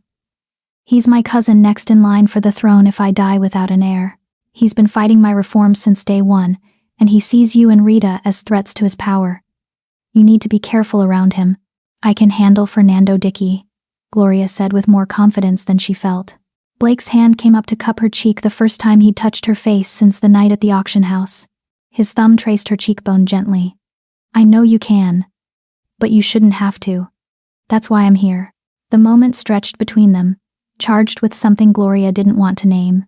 Blake's golden eyes searched hers, and for just a second, Gloria wondered what it would be like if this arrangement were real, if he looked at her like this because he wanted to, not because he had to. Then Rita's cry echoed from somewhere in the palace, and the moment shattered. "That's my cue," Gloria said, stepping back. "She's probably hungry." Blake's hand dropped. "Of course. I have more meetings this afternoon. But I'll see you at dinner?" "Yes, dinner." Gloria fled the council chamber, her heart pounding for reasons that had nothing to do with fear. As she hurried through the corridors toward the Queen's wing, she tried to ignore the warmth still lingering on her cheek where Blake had touched her. This was a political arrangement. A mutually beneficial agreement. Nothing more. She needed to remember that. Because the alternative, allowing herself to feel something real for Blake McBride, would be the most dangerous thing she'd done yet.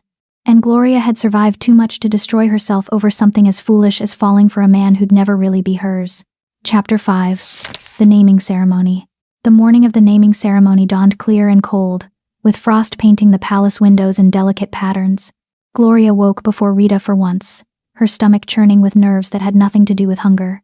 Today, she would stand before the entire court and claim her place as Blake's queen. Today, Rita would be officially recognized as the heir to the Northern Territories.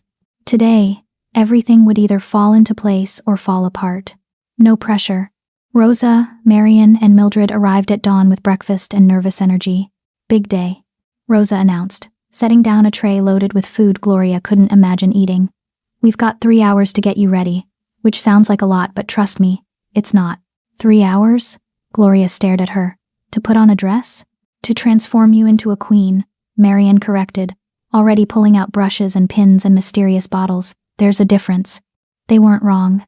The next 3 hours were a blur of bathing, styling, and primping. Gloria's hair was washed with oils that smelled like roses and jasmine, then dried and braided into an elaborate updo that incorporated the small emeralds Blake had given her. Her skin was buffed and moisturized until it glowed. Subtle makeup enhanced her features, defined her eyes, brought color to her cheeks, made her lips look fuller. When they finally helped her into the white and gold gown, Gloria barely recognized herself in the mirror. The dress fit perfectly, hugging her curves before flowing out in a cascade of silk and embroidered wools. The neckline was modest but elegant, and the sleeves were long and fitted, ending in points over her hands. Gold thread caught the light with every movement, making her look like she was wrapped in sunlight. The tiara, Mildred said reverently, lifting Queen Charlotte's crown from its box. They settled it carefully on Gloria's head, and suddenly she looked every inch a queen. Regal. Powerful. Worthy. She felt like a fraud. You look beautiful, my lady, Rosa said softly. His Majesty is going to lose his mind when he sees you. Gloria's cheeks heated at the memory of last night's kiss. That desperate, honest moment when she'd stopped pretending this was just business. She had no idea what it meant, what would happen next. But the thought of seeing Blake's reaction to her transformation made her heart race for reasons that had nothing to do with the ceremony. A soft knock at the door interrupted her thoughts. Come in, Gloria called. The door opened to reveal Blake, and Gloria's breath caught. He was dressed in formal royal attire, black pants and coat with silver embroidery that matched the palace livery, a crimson shirt beneath that brought out the gold in his eyes. His dark hair was pulled back, revealing the sharp planes of his face, and that scar through his eyebrow. A silver crown sat on his head, simpler than Gloria's tiara but no less impressive. He looked like a king from legends, powerful and dangerous and beautiful. But it was the expression on his face when he saw her that made Gloria's knees weak. He stared at her like she'd stolen the breath from his lungs. Like she was the most beautiful thing he'd ever seen. Like she was real and his and precious beyond measure. Gloria, he breathed, and her name on his lips sounded like a prayer. The maids quietly excused themselves, sensing they were intruding on something private. When the door closed behind them, Blake crossed the room in 3 long strides and stopped just in front of Gloria, his eyes searching her face. You're wearing my mother's tiara, he said softly. Naomi brought it. She said you wanted me to wear it. Gloria touched the delicate silver nervously. If it's too much. If you've changed your mind. It's perfect. Blake's hand came up to trace the edge of the tiara, careful not to disturb the styling. You're perfect. My mother would have loved you. The words hit Gloria like a physical blow, so sincere, so raw with emotion that she couldn't doubt them. Blake, I know what you're going to say, he interrupted. That this is happening too fast. That you're not ready. That we barely know each other. And you're right. But Gloria? He cupped her face in his hands. I don't care. I don't care that we've only known each other 2 weeks. I don't care that this started as a political arrangement. What I feel when I look at you, that's real. What I feel when I hold Rita, that's real, and I'm done pretending otherwise. Gloria's heart hammered against her ribs. What are you saying? I'm saying I want this to be real, Blake said, his golden eyes burning into hers. Not just for show. Not just for the court. Real. I want to be your mate in every sense of the word. I want to be Rita's father. I want to build a life with you, not just a political alliance. He paused, vulnerability flickering across his face. But only if that's what you want too. I won't force you. Won't push you. This has to be your choice. Gloria stared at him, her mind spinning. This was everything she'd been afraid to want. Everything she'd convinced herself she couldn't have. Blake was offering her not just safety and security, but love. Real, honest, messy love. And God help her, she wanted it. I'm terrified, she whispered. Terrified of wanting this and having it ripped away. Terrified of trusting you and being wrong. Terrified that I'm not enough for you, not smart enough, not elegant enough, not worthy of a king. Then be terrified with me, Blake said. Because I'm scared too. Scared of failing you the way my father failed my mother. Scared of letting you down. Scared that you'll wake up one day and realize you deserve better than a king with blood on his hands and ghosts in his past. His thumb traced her cheekbone. But I'm willing to be scared if it means I get to be with you. Are you? Gloria thought about Louis. About how he'd promised forever and delivered heartbreak. About how she'd sworn she'd never trust another alpha again. But Blake wasn't Louis. Blake had kept every promise he'd made. Had protected her and Rita without asking for anything in return. Had given her choices instead of demands. Had shown her through actions, not just words, that he valued her. Blake was different. And maybe, just maybe, different was worth the risk. Yes, Gloria breathed. I want this to be real. I want us to be real. Blake's smile was brilliant. He leaned down and kissed her, deep and claiming and full of promise, and Gloria melted into him, her hands fisting in his coat as she kissed him back with everything she had. When they finally broke apart, both breathing hard, Blake rested his forehead against hers. After the ceremony, he murmured, "We're going to have a very long conversation about what this means. About boundaries and expectations, and how we move forward. But right now," he pulled back to look at her. "Right now, we have a daughter to present to the court. We have a daughter. Not you have, or your daughter. We." Gloria's eyes burned with unshed tears. "Let's go show them what a real family looks like." They collected Rita from the nursery, where Rosa had dressed her in a tiny white gown with gold embroidery that matched Gloria's dress. The baby was wide awake and alert, her dark eyes taking in everything with that intense focus only infants managed. "You ready to be a princess, baby girl?" Gloria whispered, pressing a kiss to Rita's forehead. Rita made a small cooing sound that they all chose to interpret as yes. Blake offered Gloria his arm, and together they walked through the palace corridors toward the throne room. Servants and guards bowed as they passed, but Gloria barely noticed. All her focus was on putting one foot in front of the other, on not tripping in this magnificent dress, on not dropping her daughter. The throne room doors loomed before them, massive oak carved with wolves and moons, currently closed as the court gathered inside. "Ready?" Blake asked quietly. "No," Gloria admitted, "but let's do this anyway." Blake squeezed her hand once, then nodded to the guards. They pushed open the doors, and a herald's voice rang out across the throne room. "All rise for His Majesty King Blake McBride and Her Majesty Queen Gloria Hatfield and Princess Rita." The throne room was packed. Hundreds of wolves stood in their finest clothes, nobles from every pack in the Northern Territories. Council members in formal robes, courtiers and dignitaries, and representatives from allied kingdoms. They all turned as one to watch Gloria and Blake's entrance. The silence was deafening. Gloria lifted her chin and walked forward, Blake solid and steady beside her.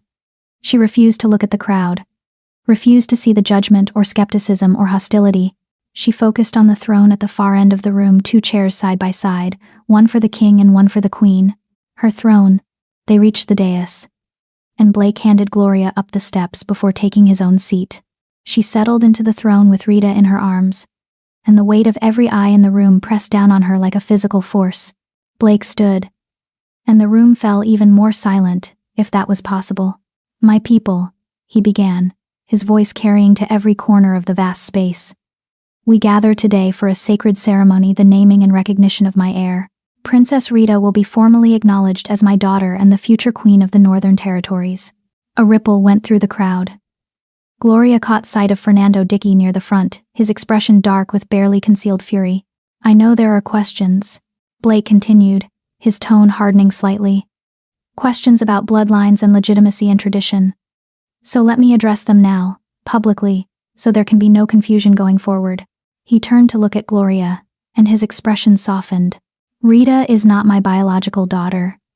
She is the child of Gloria's first mate, a wolf who rejected them both in violation of pack law. When I met Gloria and Rita, they had been sold at a slave auction, treated like property, stripped of every dignity. I bought their freedom, and then I offered Gloria a choice sanctuary with no strings, or a mating bond that would give Rita the protection and status she deserved. Blake's eyes swept the crowd. Gloria chose to accept my offer.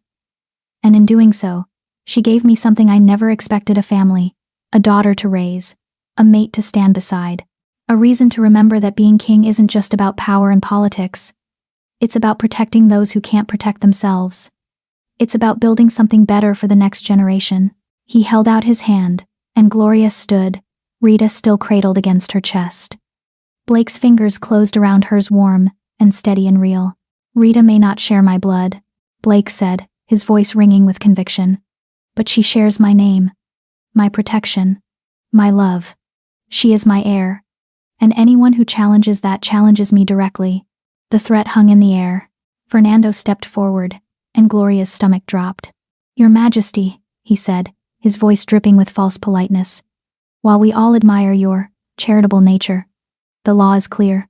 An heir must be of direct royal bloodline. Adoption, while noble, does not satisfy the succession requirements." "You're citing the old laws," Blake replied coolly. "Laws written 300 years ago when the territories were smaller and threats were external. But we don't live in that world anymore, Fernando. We live in a world where I am Alpha King, and my word is law, and my word declares Rita my legitimate heir." "Your word can be challenged," Fernando countered. "By the council, by the other territories, by anyone who believes the succession line has been compromised." His smile was sharp. "You're asking us to accept an Omega's bastard as our future queen. Forgive me if some of us find that difficult." The word bastard echoed through the throne room like a gunshot. Gloria felt Blake tense beside her, felt his wolf rising to the surface, felt the air pressure in the room change as his power filled the space. The crowd shifted nervously, wolves instinctively submitting to their Alpha King's rage. But before Blake could speak, before he could defend Rita's honor, Gloria's voice cut through the tension. "You're right," she said clearly. "Rita is a bastard. I won't deny that. Her father rejected us, abandoned us, left us to die. By every law and tradition, she has no claim to anything." Fernando's smile widened, thinking he'd won. Gloria wasn't finished. "But here's what else is true," she continued, her voice growing stronger. "Rita has survived more in her 3 months of life than most wolves endure in a lifetime. She was born in a forest during a thunderstorm, with no one but her mother to help. She's lived through cold and hunger and fear. She was sold at an auction as property before she could even lift her own head."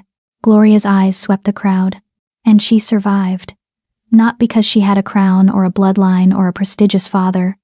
She survived because she's a fighter, because she's strong, because she refused to give up, even when the world had given up on her."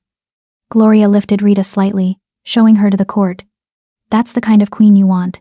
Not someone who had power handed to them by accident of birth, but someone who earned their strength through suffering. Someone who understands what it means to fight for survival." The throne room was utterly silent. "So yes," Gloria said, meeting Fernando's cold eyes directly. "Rita is a bastard.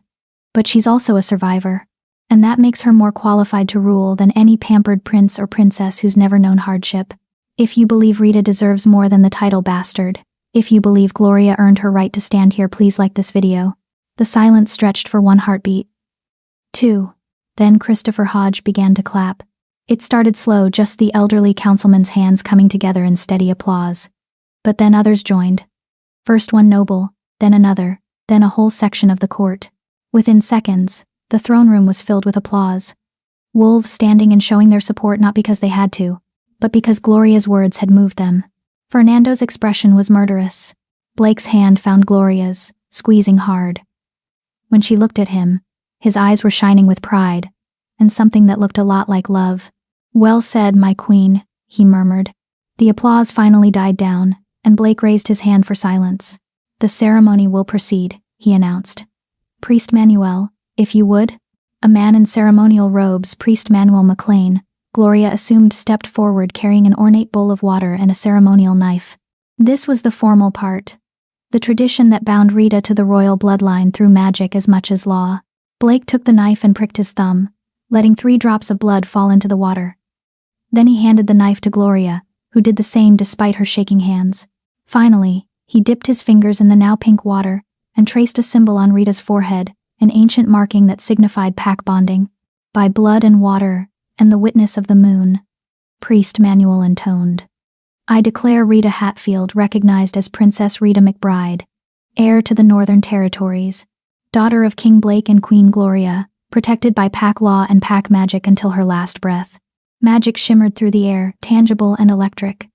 Gloria felt it settle over Rita like a blanket, felt the bond snap into place, connecting her daughter to Blake in a way that went deeper than words or law. Rita was his now. In every way that mattered. The baby let out a small cry, not of pain but of surprise, and then settled, her tiny hand wrapping around Blake's finger where he'd traced the symbol. "It is done," Priest Manuel declared. The court erupted in applause again, and this time it felt genuine. Gloria looked out at the sea of faces and saw acceptance mixing with the skepticism. Not everyone would embrace Rita immediately, but they'd witnessed the bonding. They'd heard Gloria's defense. They'd seen Blake's determination. It was a start. The formal ceremony concluded, and the court was dismissed to the ballroom for the celebration feast. Gloria stood on shaky legs, Rita now sleeping peacefully in her arms despite all the noise and magic. "You were magnificent," Blake said quietly as they descended from the dais. "That speech, Gloria? You silenced the entire court. Do you know how rare that is?" "I was terrified," Gloria admitted. "I thought Fernando was going to find some loophole to invalidate everything. He tried." Blake's smile was sharp. "And you destroyed his argument more effectively than I ever could have. The court respects strength, and you showed them exactly how strong you are." They made their way to the ballroom, where tables groaned under the weight of food and wine. Music played, not the formal court music Gloria expected, but something warmer, more celebratory. Wolves mingled and laughed, the tension of the ceremony giving way to genuine celebration. Christopher Hodge approached them almost immediately, his white beard practically glowing in the candlelight. "Your Majesties," he said with a bow. "Congratulations. That was the most entertaining naming ceremony I've attended in 50 years. "Entertaining?" Blake raised an eyebrow. "You publicly eviscerated Fernando's argument and challenged 3 centuries of tradition." Christopher's eyes twinkled. "I haven't had that much fun since the Great Pack War of '95. Despite herself, Gloria laughed. Other nobles approached throughout the evening, offering congratulations that ranged from genuine to obviously forced. Gloria smiled and nodded and tried to remember all the names and titles that swirled past. Blake stayed close, his hand at the small of her back, a constant reminder that she wasn't alone. Fernando kept his distance, lurking near the edges of the ballroom, with a group of wolves who wore similar expressions of displeasure. Gloria tried not to stare, but she could feel his eyes on her, calculating, hostile, waiting. "He's planning something," she murmured to Blake during a brief lull. "I know," Blake replied grimly. "But he can't do anything tonight. Not without looking petty and vindictive in front of the entire court. He'll wait, bide his time, look for an opening." His jaw tightened. "I'll be ready." "We'll be ready," Gloria corrected. Blake looked down at her, and the love in his eyes made her breath catch. "Yes, we will." The celebration continued late into the night. By the time Blake and Gloria finally escaped to their chambers, Rita was fast asleep and Gloria's feet were screaming in protest of the beautiful but torturous shoes. Blake walked Gloria to the Queen's Wing entrance, and they stood there in the quiet hallway, the sounds of the party fading behind them. "Thank you," Gloria said softly. "For today. For everything. For making me feel like I belong." "You do belong," Blake replied. "Here, with me, with Rita. This is where you're meant to be." He leaned down and kissed her, slow and sweet, and full of promise. When he pulled back, his expression was serious. "I meant what I said earlier. About wanting this to be real. About building a life together." His hand came up to cup her cheek. "But I want to do this right, Gloria. Court you properly. Let you set the pace. You've been through enough forced situations.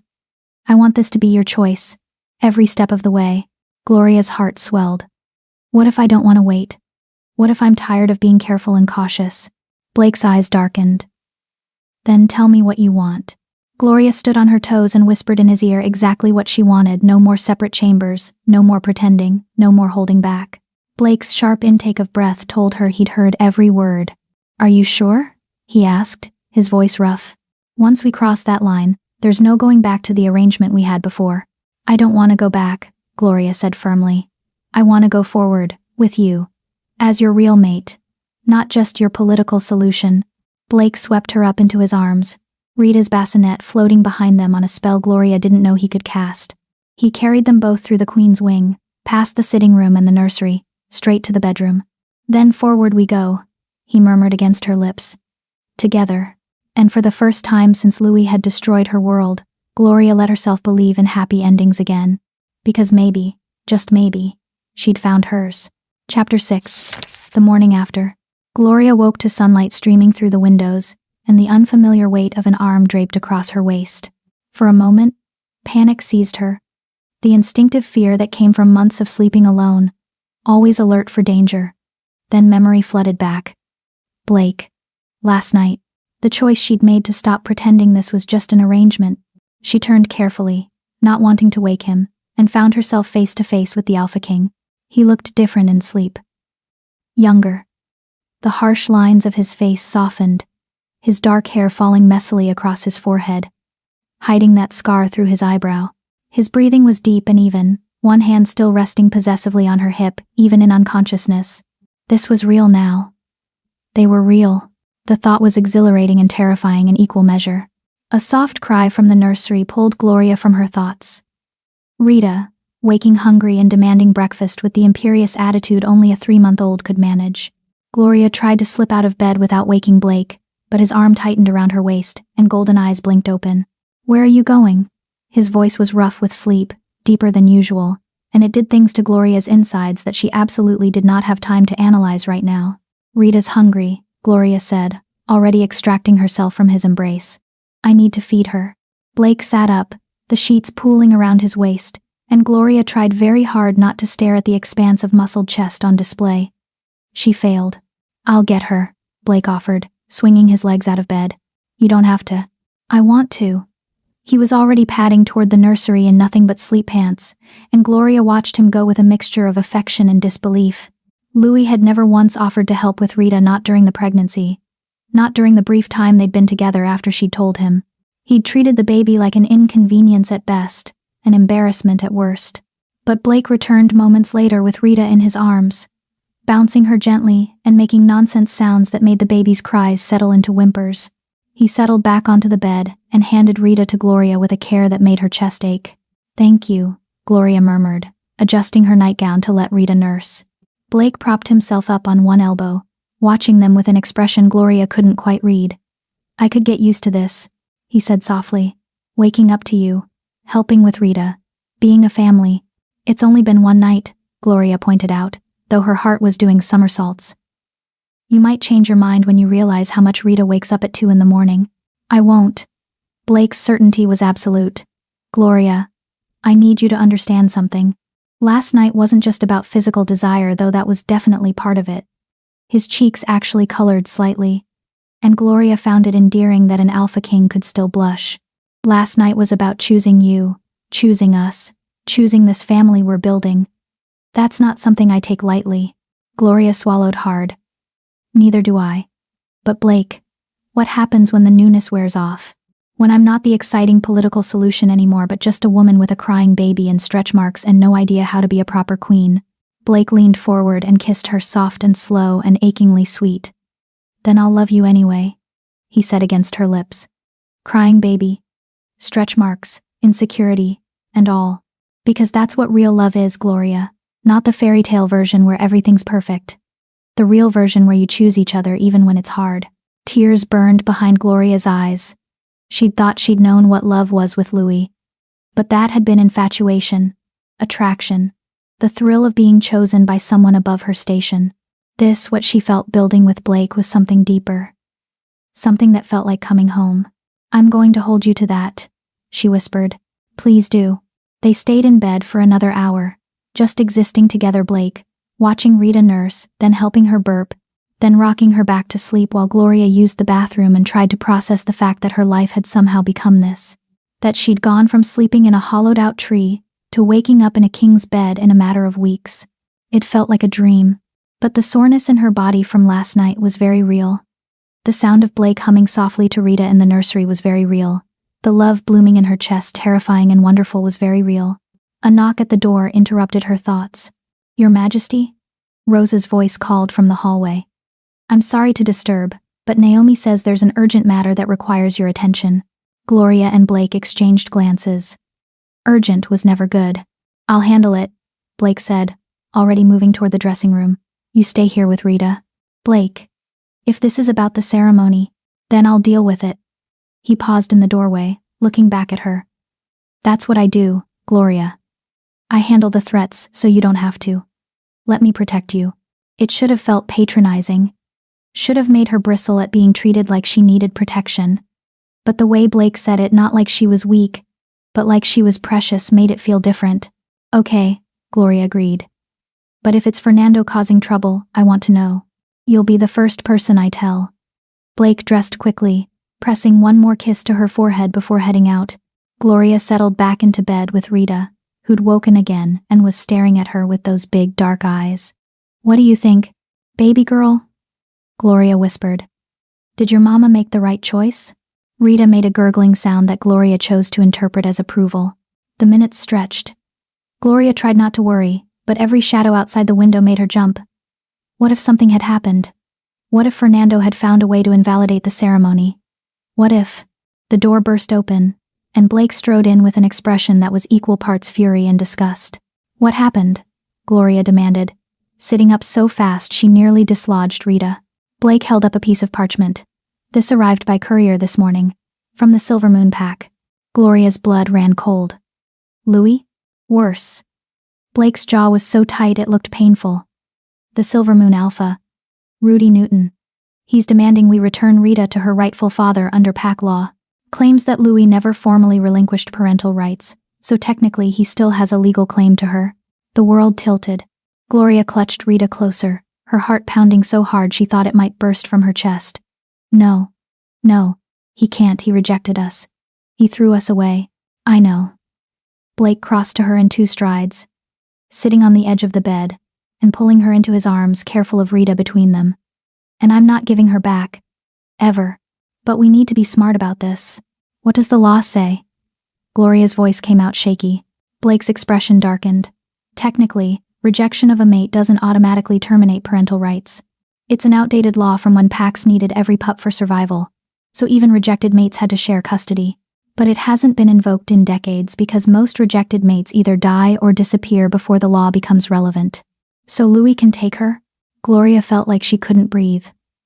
After everything, after abandoning us, after driving us to homelessness, after we were sold at a fucking auction, he can just show up and take her? No. Blake's voice was steel. Because there's a counter clause. If another alpha formally adopts the child, and the biological parent hasn't exercised their parental rights within 6 months of the child's birth, the adoption supersedes the biological claim. Rita is 3 months old. I adopted her yesterday. Louis has been absent her entire life. His claim is void. Relief made Gloria's legs weak. Then why is Alpha Newton making demands? Because Fernando got to him first. Blake's expression was grim. One of my spies just confirmed it. Fernando sent a messenger to Silver Moon 3 days ago before the naming ceremony. He told Alpha Newton about Rita, told him Louis still had legal rights, and suggested that Louis exercise those rights to protect his bloodline. Newton sees an opportunity to embarrass me and weaken my position. Louis sees an opportunity to save face. Claiming his daughter back makes him look honorable, instead of like the coward who rejected a pregnant mate. Gloria's grip on Rita tightened. They're using her. Using my baby as a political pawn. Yes. Blake's hand covered hers where it rested on Rita's back. But they're not going to win. I'm sending a formal response to Newton denying the claim. And I'm calling Louis here to the palace to publicly relinquish his parental rights in front of the council and court. He'll have to choose. Acknowledge that he abandoned Rita and gave up his rights. Or challenge me directly for custody. And if he challenges? Gloria whispered. Blake's smile was sharp and dangerous.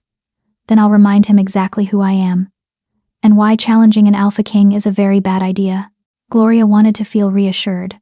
Wanted to trust that Blake's power and position would protect them. But she'd learned the hard way that power didn't always win. Sometimes cruelty and manipulation and technicalities won instead. When? She asked. When is Louis coming? I'm demanding he appear within 3 days. If he refuses, I'll consider it a formal relinquishment of rights and move forward with making Rita's adoption permanent and uncontestable. 3 days. Gloria had 3 days before she'd have to face the man who'd destroyed her life. 3 days before she'd have to watch him either try to take Rita or formally give her up. She didn't know which option terrified her more. The next 3 days were the longest of Gloria's life. Blake threw himself into legal research, consulting with advisors and lawyers to ensure every possible loophole was closed. Christopher Hodge visited daily, offering his support and his knowledge of ancient pack laws that might help their case. Even Sabrina Babcock, the councilwoman who'd been so hostile at first, appeared with a stack of precedents that weakened Louis's claim.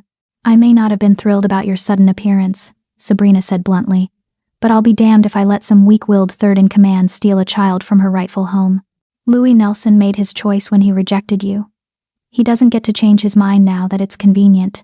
The support was unexpected and deeply moving, but Fernando remained conspicuously absent. He didn't visit, didn't send messages, didn't appear at court functions. His silence was more ominous than any threat. On the morning of the third day, Gloria stood at her window watching the palace gates, Rita sleeping peacefully in her arms. She'd barely slept the past 2 nights, too terrified that somehow Louis would appear early and try to steal Rita in the darkness. Blake appeared behind her, his arms wrapping around her waist, chin resting on her shoulder. "He'll be here within the hour," he murmured. "Are you ready?" "No." Gloria's voice was barely a whisper. "How do I face him, Blake? How do I stand in the same room with the man who destroyed me and pretend I'm not terrified?" "You don't pretend." Blake turned her gently to face him. "You let yourself be terrified. And then you do it anyway. Because you're not the same woman Louis rejected. You're stronger now. You've survived things that would have broken him. And you have something he'll never have: people who actually give a damn about you." Gloria leaned into his strength, drawing comfort from his solid presence.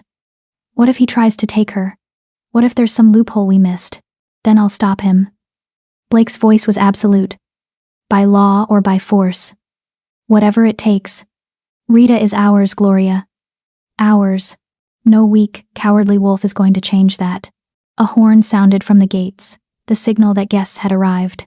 Gloria's heart lurched. "He's here." "We're here," Blake corrected. "Together. Let's go show Louis Nelson what a mistake he made." They made their way to the throne room, where the council had already gathered along with select members of the court. This wasn't a public spectacle. Blake had insisted on keeping it relatively private to protect Rita from becoming gossip fodder, but there were enough witnesses to make anything said here legally binding. Gloria took her place on her throne, Rita in her arms. Blake sat beside her, his hand finding hers and squeezing once. Across the room, Fernando lurked near the back with a small smile that made Gloria's skin crawl. The doors opened, and 2 figures entered. Louis Nelson looked exactly as Gloria remembered, handsome in a polished, aristocratic way, with golden hair and eyes that had once made her heart race.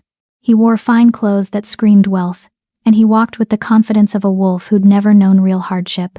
Beside him was Bethany Gay, the Alpha's niece, Louis's new mate. She was beautiful in the way expensive things were beautiful: perfectly styled blonde hair, flawless skin, a dress that probably cost more than Gloria had earned in a year as a housemaid. But her expression was cold, assessing, looking at Gloria like she was an insect that had crawled across her path. Louis's eyes found Gloria, and something flickered across his face. Surprise, maybe. Or was that regret? Then his gaze dropped to Rita, and his expression hardened into something Gloria couldn't read. "Louis Nelson of Silvermoon Pack," Blake's voice rang out, formal and commanding. "You stand before the throne of the Northern Territories to address a claim regarding parental rights to Princess Rita McBride, formerly known as Rita Hatfield. State your case." Louis stepped forward, his jaw tight. "Your Majesty, I come seeking justice. That child," he pointed at Rita, and Gloria's arms tightened protectively, "is my daughter. My blood. Gloria was my mate when she conceived. Under pack law, I retain parental rights regardless of the complications that arose between us." Complications. Gloria's voice cut through the room like a knife before she could stop herself. "Is that what you call rejecting your pregnant mate? Spreading lies about her? Leaving her homeless and starving?" "Gloria." Blake's voice held a warning. They'd agreed she wouldn't speak unless spoken to directly, but the sight of Louis standing there, calling Rita, that child, like she was an object instead of a person, made rage burn through her veins. Louis's eyes narrowed. "I was protecting my position. My future. Surely you understand politics, Your Majesty." He directed this at Blake. "Sometimes sacrifices must be made for the greater good." "Sacrificing your child isn't politics," Blake replied coldly. It's cowardice. But let's address your claim directly. You assert you have parental rights. Tell me, Louis Nelson, when was the last time you saw your daughter? Louis shifted uncomfortably. When Gloria was 6 months pregnant. Before the birth. And have you made any attempt to see her since? To provide for her? To ensure her safety and well-being? I was told Gloria died in childbirth, Louis said. And it was so smoothly delivered that Gloria almost believed he believed it. I had no idea she or the child survived until Alpha Newton received word from. He trailed off, clearly not wanting to implicate Fernando. From my cousin, Blake finished for him, who conveniently informed you that your abandoned daughter was now heir to the Northern Territories. And suddenly you care about parental rights. Louis's facade cracked slightly. That's not I always cared. Did you? Blake leaned forward. Did you care when you rejected Gloria without proper ceremony? Did you care when you spread lies that prevented her from finding sanctuary in any pack? Did you care when she was living in a forest, pregnant and alone, struggling to survive? Did you care when she and your infant daughter were captured by slavers and sold at auction? Each question hit like a physical blow. Louis's face went pale. You didn't care, Blake continued relentlessly. Because if you had cared, truly cared, you would have found her. You're a third in command of a major pack. You have resources, connections, spies. If you'd wanted to find Gloria and Rita, you could have. But you didn't. Because they were inconvenient. And now that Rita is suddenly valuable, you want to claim her? That's not love, that's opportunism. I have rights, Louis started. You have nothing.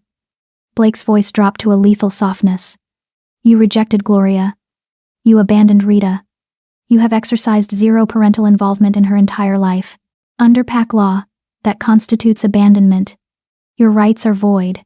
Alpha Newton disagrees, Louis said, his voice taking on a desperate edge. He believes. I don't care what Alpha Newton believes. Blake stood, and his power filled the room, oppressive, dominant, unmistakable. I am Alpha King. My word is law in these territories, and my word declares that you, Louis Nelson, have no claim to Rita whatsoever. Then I challenge. Louis' shout echoed through the throne room. I challenge your adoption rights. I demand a formal hearing before a neutral party representatives from all 5 territories to determine legal custody. The room erupted in whispers. A formal challenge was rare and serious. It meant Louis was willing to risk everything on this claim. Blake's expression didn't change, but Gloria felt him tense beside her. You're certain that's what you want? Because a formal challenge means everything comes out. Every detail of your rejection. Every lie you told. Every law you broke. Are you prepared for that? Louis glanced back at Bethany, who nodded sharply. I am. Very well. Blake's smile was cold. The hearing will be held in 1 week. Representatives from each territory will preside. Will present evidence, testimony, and legal arguments. And when this is over, Louis Nelson, you'll wish you'd never walked through my doors. We shall see, Louis replied, but Gloria heard the uncertainty in his voice. The session was adjourned, and Louis and Bethany were escorted out. The moment they were gone, Gloria sagged in her throne, clutching Rita so tightly the baby squirmed in protest. He's really doing this, she whispered. He's really trying to take her. He's not going to succeed. Blake knelt in front of her throne, his hands covering hers where they held Rita. I promise you, Gloria. We're going to win this. And when we do, Louis Nelson will never be able to threaten our family again. Our family. The words should have comforted her. But as Gloria looked across the room at Fernando's satisfied smile, she couldn't shake the feeling that this was all going exactly according to his plan, and that terrified her more than anything Louis could do. Chapter 7. Preparing for War. The week leading up to the custody hearing transformed the palace into a war room. Blake sequestered himself in his study for hours each day, surrounded by lawyers and advisors and stacks of legal texts so old they crumbled at the edges. Christopher Hodge became a permanent fixture, his white beard practically bristling with indignation every time someone mentioned Louis's challenge. Even Sabrina Babcock appeared with research that could strengthen their case, her sharp features softened slightly by what might have been sympathy. We need to prove abandonment beyond any doubt, Blake said during one of their strategy sessions. Gloria sat in the corner of the study, Rita sleeping in her arms, listening to the men and women who were fighting for her daughter's future. We need witnesses, documentation, proof that Louis knew Gloria and Rita were alive and chose not to act. The slavers who captured them, Christopher suggested. If we can find them, get them to testify. They'll never cooperate, Sabrina interrupted. Testifying would implicate them in illegal slave trading. They'd face execution. Then we offer immunity, Blake said. Their testimony in exchange for their lives. Gloria shifted in her chair, and all eyes turned to her. She'd been quiet during most of these meetings, feeling out of place among the legal minds dissecting her trauma like it was a puzzle to be solved. But this she needed to say something about. The woman who ran the auction house, Gloria said quietly. The one with silver hair. She told me they'd contacted multiple PACs trying to sell us privately before the auction. She said Silvermoon was one of them. The room went silent. Blake's head snapped toward her. What? She said high-value slaves Omegas with pups were always offered to local PACs first. Better prices than public auction. She specifically mentioned that they'd sent word to Silvermoon about a breeding pair that might interest them. Gloria's hands trembled where they held Rita. I didn't think anything of it at the time. I was too terrified to process what she was saying. But if they contacted Silvermoon, then Louis knew. Blake finished, his voice deadly soft. He knew you were alive. He knew you and Rita were being sold. And he did nothing. Christopher's eyes gleamed. That's premeditated abandonment. If we can prove they contacted Silvermoon, if we can get testimony that Louis received that information and chose not to act, his case collapses. How do we prove it? Sabrina asked. The slavers won't have kept records. And Louis will deny everything. Blake's smile was sharp. Then we make them an offer they can't refuse. 2 days before the hearing, Blake's spies returned with information that made Gloria's blood run cold. The silver-haired woman is named Colleen Ryan. The spy, a nervous young wolf named Tony Miner, reported. She runs the Blackwater auction house. We found her holed up in a safe house 3 territories over. And Your Majesty? He swallowed hard. She's willing to talk. For the right price. Name it, Blake said. Immunity from prosecution, protection for her and her family, and 50,000 silver pieces. The amount was staggering. Blake didn't even blink. Done. Bring her here under guard. I want her testimony documented and witnessed by the council before the hearing. Tony bowed and left, and Gloria felt something loosen in her chest. They had a witness, real, tangible proof that Louis had known and chosen to abandon them. But the relief was short-lived. That evening, as Gloria was putting Rita down for the night, Rosa burst into the Queen's wing with panic written across her face. My lady, you need to come quickly. She gasped for breath. There's a crowd at the palace gates. Hundreds of wolves. They're demanding to see you. Gloria's stomach dropped. What? Why? Someone's been spreading rumors. Saying you're a liar. Saying you trapped His Majesty with a bastard child. Saying you're unfit to be queen. Rosa's voice shook. They're calling for your exile. The world tilted. Blake appeared in the doorway before Gloria could respond, his expression thunderous. Stay here, he commanded. Lock the doors. Don't open them for anyone but me or the guards I assigned to protect you. Blake, what's happening? Fernando. Blake's voice was tight with rage. He's organized a protest. Paid wolves from outside territories to come here and cause chaos. He's trying to turn public opinion against you before the hearing. His hands clenched into fists. Stay here. I'll handle this. He was gone before Gloria could argue. She stood frozen for a moment, Rosa hovering uncertainly beside her. Then the sound reached them even from the Queen's wing. Even through the thick palace walls, the roar of angry voices chanting words Gloria couldn't quite make out but understood perfectly. They wanted her gone. My lady. Rosa's hand on her arm was gentle. Come away from the window. Please. But Gloria couldn't move. Couldn't look away from the torches she could see lighting up the night beyond the palace walls. How many wolves were out there? Hundreds, Rosa had said. Hundreds of wolves who believed she was a fraud, a manipulator, unworthy of the crown she wore. Maybe they were right. The thought came unbidden, poisonous. Maybe she was unfit to be queen.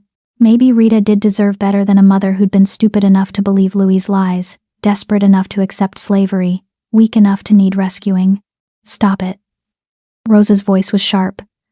I can see what you're thinking, and you need to stop it right now. Gloria's gaze snapped to the young maid. You don't know what I'm thinking. I know that look. I've seen it on women His Majesty has rescued before, that look that says you're not good enough, not strong enough, not worthy enough. Rosa's hands gripped Gloria's shoulders. And it's a lie, my lady. Those wolves out there? They don't know you. They don't know what you've survived. They're just angry voices in the dark. And they don't get to define your worth. Tears burned behind Gloria's eyes. What if they're right, though? What if I'm not strong enough for this? What if accepting Blake's offer was selfish, putting Rita in danger just because I wanted safety? You wanted your daughter to live. Rosa's voice gentled. That's not selfish. That's love. And His Majesty knows that. The council knows that. Anyone who matters knows that. A scream from outside made them both jump. Then more screams. Shouting. The clash of steel on steel. What's happening? Gloria whispered. Rosa ran to the window. The palace guards. They're pushing the crowd back. And His Majesty, oh my lady, His Majesty is magnificent. Despite herself, Gloria joined Rosa at the window. From this height, she could see the palace gates, the crowd pressed against them, and Blake standing on the walls above them, tall and commanding, his voice carrying across the chaos though Gloria couldn't make out the words. The crowd was quieting. Whatever Blake was saying, it was working. The angry chanting died down to murmurs, then to silence. Blake spoke for several more minutes, then gestured sharply. The guards began dispersing the crowd firmly but without violence. Within an hour, the gates were clear, the torches extinguished, the protesters gone. Blake appeared at the Queen's wing an hour after that, looking exhausted but triumphant. What did you say to them? Gloria asked immediately. Blake collapsed into one of the chairs by the fireplace, running a hand through his disheveled hair. The truth.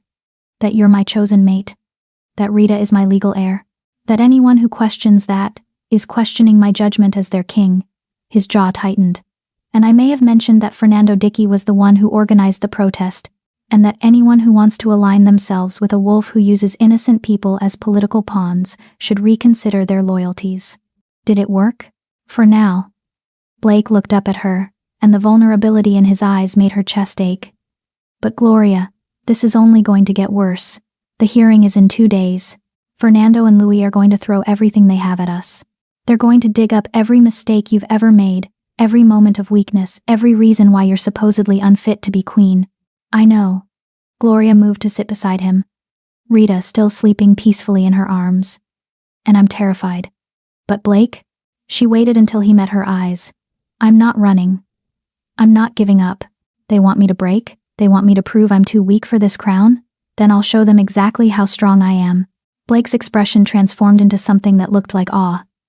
He reached out and cupped her face, his thumb tracing her cheekbone. You're extraordinary. Do you know that? I'm terrified and exhausted and completely out of my depth, Gloria replied. But I'm still here, still fighting. That has to count for something. It counts for everything. Blake leaned forward and kissed her soft and reverent and full of a tenderness that made her want to cry. When he pulled back, his forehead rested against hers. 2 more days. We just have to survive 2 more days. And then this nightmare is over. Gloria wanted to believe him. Wanted to trust that the hearing would end in their favor, that Louis would slink back to Silvermoon defeated, that Fernando's schemes would collapse. But she'd learned the hard way that hope was dangerous. And she couldn't shake the feeling that the worst was yet to come. The morning of the hearing dawned gray and cold, with clouds hanging low over the palace like a funeral shroud. Gloria dressed in the most conservative gown she owned, dark blue with minimal embellishments, hair pulled into a severe bun, minimal jewelry. She wanted to look like a mother, not a seductress. Wanted to project responsibility and maturity, not the desperate Omega Louis would surely try to paint her as. Rita seemed to sense the tension. She fussed through her morning feeding, refused to settle for her nap, and finally fell asleep 20 minutes before they were due in the hearing chamber naturally. Of course, Gloria muttered, carefully transferring the sleeping baby to Marian's arms. She chooses now to nap. I'll bring her down if she wakes, Marian promised. You go. His Majesty is waiting. Blake met Gloria in the corridor outside the hearing chamber, and the sight of him made her breath catch. He was dressed formally black and silver, his crown gleaming in the torchlight, every inch the powerful king. But his eyes were soft when they landed on her, and the smile he gave her was genuine. Ready? He asked, offering his arm. No, Gloria admitted. But let's do this anyway. The hearing chamber was smaller than the throne room, but no less impressive, circular, with a domed ceiling painted with scenes of justice and law. 5 thrones sat in a semicircle at one end, representatives from each of the 5 territories, all powerful alphas who'd agreed to serve as neutral judges. Blake's throne was elevated slightly above the others, a reminder that while he'd accepted neutral oversight, he was still the Alpha King. Louis and Bethany sat on one side of the chamber, with their legal advisor, a thin, sharp-faced wolf named Jeffrey Forbes, who Gloria recognized from the Silver Moon Pack. On the other side sat Blake's legal team, led by Christopher Hodge. And at the back, watching with barely concealed satisfaction, sat Fernando Dickey, the lead judge Alpha Robert Madden from the Western Territories, an elderly wolf with kind eyes and a reputation for fairness called the hearing to order. We gather to determine custody rights regarding the minor child Rita, claimed by both Louis Nelson as biological father and Blake McBride as adoptive father. Both parties will present evidence and testimony. We will deliberate and deliver our verdict. His gaze swept the room. Let it be known that this chamber is bound by truth magic. Any lie spoken here will be immediately apparent. Do all parties understand? Truth magic. Gloria's stomach clenched. She had nothing to hide, but the thought of magic forcing honesty made her nervous anyway. Everyone nodded their agreement. Louis Nelson, Alpha Madden said. Present your case. Louis stood, and Gloria was struck again by how polished he looked. How confident. He'd always been good at presentations, at making people believe whatever version of reality he wanted them to see. Honored judges, Louis began, his voice smooth. I come before you not as a villain but as a father who was denied the chance to know his daughter. When Gloria became pregnant, I was young and foolish. I made mistakes. I admit that freely. But I never intended to abandon my child. I was told by trusted advisors that continuing the relationship would destroy both our futures, that the kindest thing I could do was let Gloria find a better mate. Someone who could provide for her in ways I couldn't. The lies were so smooth, so convincing, that for a moment Gloria almost believed them herself. When I rejected Gloria, I believed I was setting her free to find happiness elsewhere. I had no idea she would suffer as she did. Had no idea she'd be driven from packlands or forced to live in the forest. If I had known, his voice caught with perfectly performed emotion. If I had known, I would have helped. I would have claimed both her and Rita, consequences be damned. And yet you didn't. Blake's voice cut through Louis's performance. You didn't search for them. Didn't ask about them. Didn't care what happened to them until it became politically convenient. I was told they died, Louis shot back. I grieved for them. The truth magic flickered a warning that the statement wasn't entirely honest. Alpha Madden leaned forward. You were told they died? By whom? Louis hesitated, glancing at Jeffrey Forbes. The lawyer whispered something Gloria couldn't hear. By pack members, Louis said carefully. Rumors spread that Gloria had died in childbirth in the forest. I had no reason to doubt them. Convenient rumors, Blake said coldly. Tell me, Louis, when did these rumors reach you? A month after Rita's birth, I believe. And you didn't think to verify? To send scouts to check? To ensure the woman who carried your child was actually dead? Louis's jaw tightened. I was grieving. I wasn't thinking clearly. You were relieved, Blake countered. Relieved that the problem had solved itself. Admit it. The truth magic pulsed, and Louis flinched. It was complicated. It was cowardice. Blake turned to the judges. Louis Nelson claims he grieved. But he never once tried to verify Gloria's death. Never looked for a grave. Never asked for proof. Because he didn't want proof. He wanted them gone. And when they were supposedly dead, he breathed a sigh of relief, and went on with his life. That's not, Louis started. Is it true, Alpha Madden interrupted, that you received notification from the Blackwater slavers that an Omega and infant matching Gloria and Rita's description were being offered for sale? The color drained from Louis's face. That's where did you? Answer the question, Alpha Madden commanded. Louis looked at Jeffrey Forbes again, desperate. The lawyer's expression was grim. Yes, Louis finally admitted, and the words seemed to be dragged from him by the truth magic. I received notification, but I didn't know for certain it was them. It could have been any Omega and child. Did you investigate? Another judge asked Alpha Wallace Newen from the Southern Territories. Did you send anyone to verify their identity? No, but did you inform anyone in your pack that Gloria and Rita might be alive? No. Did you make any attempt whatsoever to rescue them from slavery? I didn't know it was them. Louis' composure was cracking. I couldn't risk I was newly mated to Bethany. I couldn't just. You couldn't risk your reputation, Blake finished. You couldn't risk admitting you'd lied about their deaths. You couldn't risk having to face what you'd done.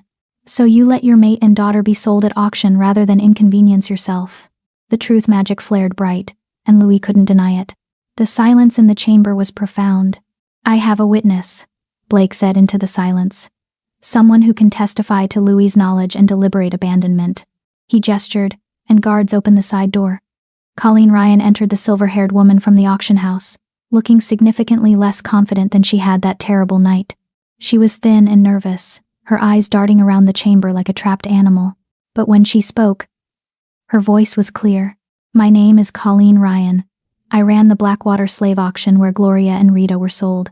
As part of standard practice, we always notify local packs when we acquire high-value merchandise, particularly Omegas with pups, as they command premium prices in private sales. And did you notify Silvermoon Pack? Alpha Madden asked. Yes. We sent a detailed description. Young Omega, recently rejected, with 3-month-old female infant. We included Gloria's name and pack of origin. We received a response within 2 days. From whom? From Louis Nelson himself. He confirmed the Omega matched his rejected mate, and he declined to make an offer. The chamber erupted in shocked whispers. Louis was on his feet. That's a lie.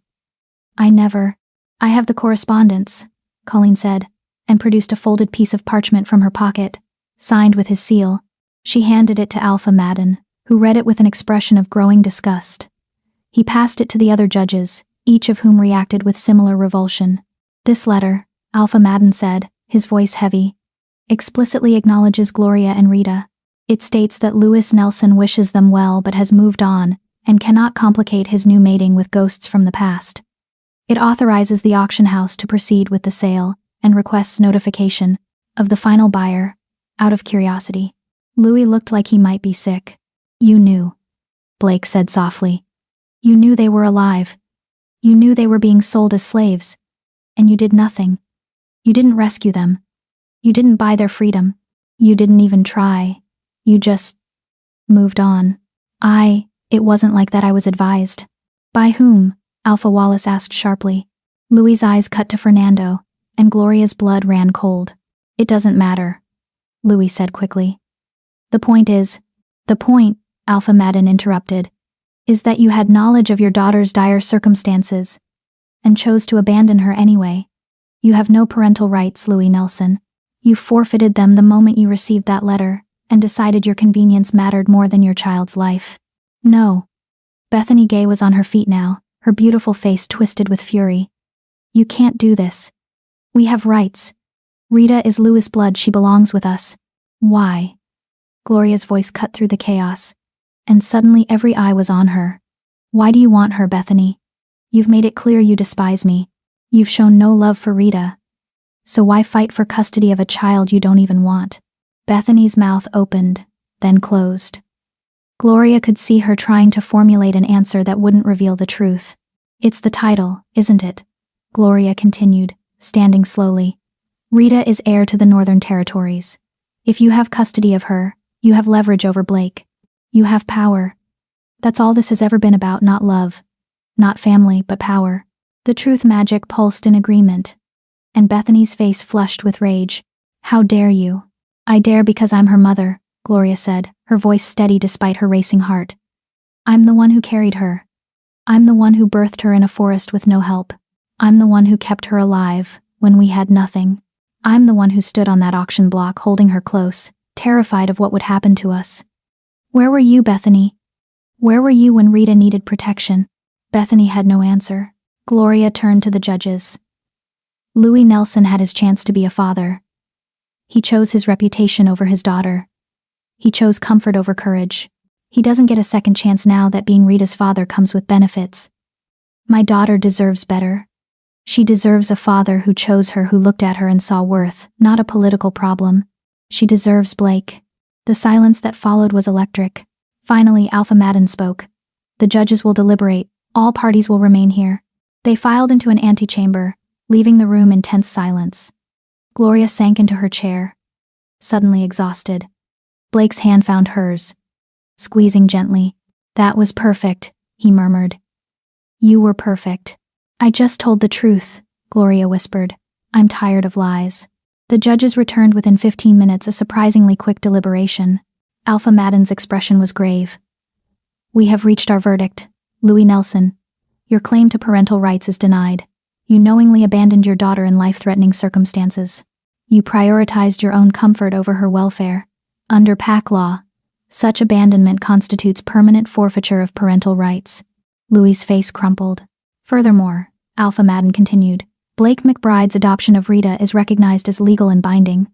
Rita McBride is the legitimate heir to the Northern Territories. This decision is final and cannot be appealed." Relief hit Gloria like a wave, so powerful she couldn't breathe for a moment. They'd won. Rita was safe. "This hearing is adjourned," Alpha Madden declared. Louis stumbled toward the door, Bethany following with murder in her eyes. But before they could leave, Blake's voice stopped them. "Louis." The word was soft but carried weight. "If you ever come near my daughter again, if you ever try to contact her or Gloria, if you even speak their names in public, I will end you. Do you understand?" Louis didn't answer, didn't look back. He just left, and Gloria hoped she'd never see him again. Fernando remained in his seat, watching them with that same cold smile. He didn't look defeated. If anything, he looked satisfied, as if this had all gone exactly according to plan, and that terrified Gloria more than anything that had happened in the hearing. Chapter 8. The Poison in the Garden. The week following the hearing should have been peaceful. Louis had slunk back to Silvermoon in disgrace, his reputation in tatters. Word had spread throughout the territories about his abandonment of Gloria and Rita, and other PACs had begun distancing themselves from him. Alpha Newton had reportedly stripped him of his third-in-command position, and Bethany's family was rumored to be considering dissolving the mating bond entirely. Justice, it seemed, had been served, but Gloria couldn't shake the unease that had settled in her bones like winter cold. Fernando hadn't left the palace. Despite the outcome of the hearing, despite his obvious involvement in orchestrating the entire mess, he remained at court attending council meetings, hosting dinner parties, smiling that cold, satisfied smile whenever he passed Gloria in the corridors. "He's planning something," Gloria said to Blake one evening as they lay in bed, Rita asleep in the nursery. "He's too calm, too happy. He should be furious that his scheme failed, but he's not." Blake's arm tightened around her waist.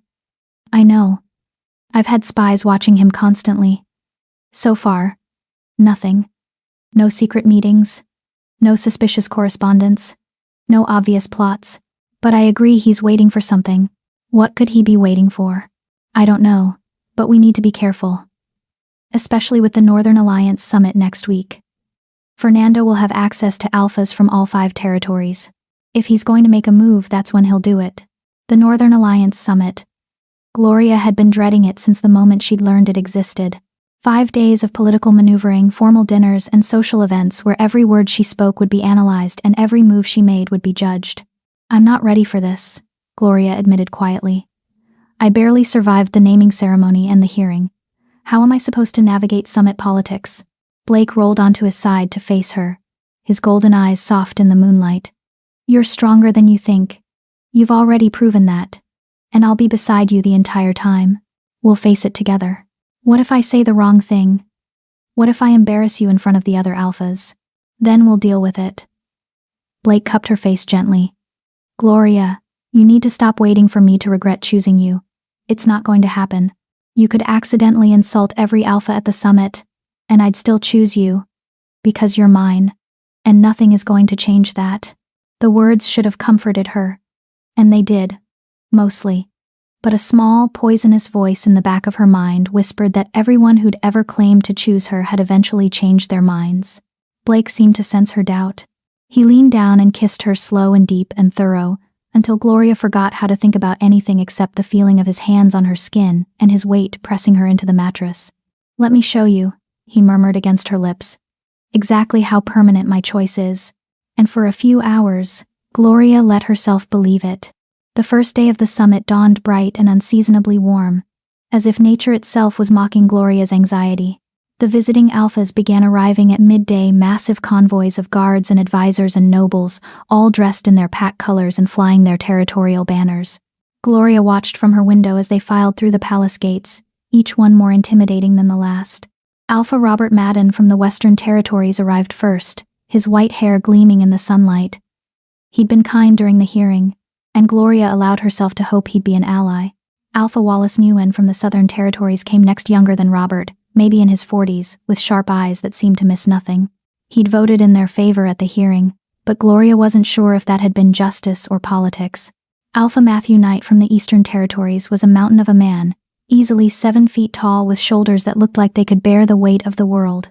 He'd been silent during the hearing, his vote in their favor delivered without comment or explanation.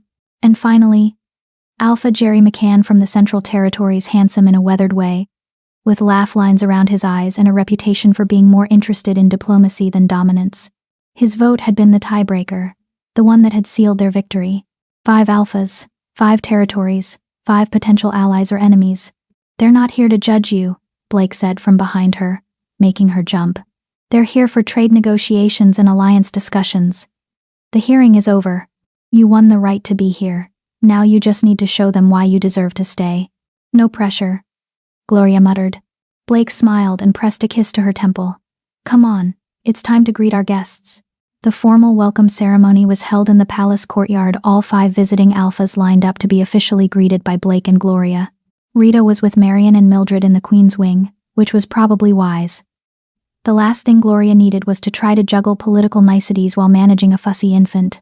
Each alpha approached the dais where Blake and Gloria stood, bowing slightly before exchanging formal greetings. It was all very ritualistic and formal, and Gloria's cheeks ached from holding her diplomatic smile in place. "Your Majesties," Alpha Robert said, when his turn came. "It's a pleasure to see you both looking well. And may I say, Queen Gloria, your defense of your daughter at the hearing was one of the finest displays of maternal strength I've witnessed in my 60 years. You should be very proud." The compliment was so unexpected and genuine that Gloria felt tears prick her eyes. "Thank you, Alpha Robert. That means more than you know." The other alphas offered similar pleasantries, though some felt more sincere than others. Alpha Matthew's greeting was brief and gruff, but his eyes held something that might have been respect. Alpha Jerry was charming and warm, making Gloria laugh despite her nerves. Alpha Wallace was polite but reserved, his assessment of her careful and calculating. When the last alpha had been greeted, Blake led them all into the palace for the opening feast. The great hall had been transformed, tables laden with food from all 5 territories, banners representing each pack hanging from the rafters, musicians playing in the corner. Gloria found herself seated between Blake and Alpha Jerry, which she suspected was deliberate. Jerry was known for putting people at ease, and Blake probably hoped some of that charm would rub off on the nervous queen beside him. "So," Jerry said, as servants brought the first course, "how are you finding palace life? Must be quite the adjustment from..." He trailed off tactfully. "From living in a tree," Gloria supplied with a wry smile. "Yes, it's been an adjustment. I'm still not used to having servants. Or enough food. Or a bed that doesn't involve moss and prayer." Jerry laughed, a genuine, warm sound. "I imagine not. Though if it helps, I grew up in a 1-room cottage with 9 siblings.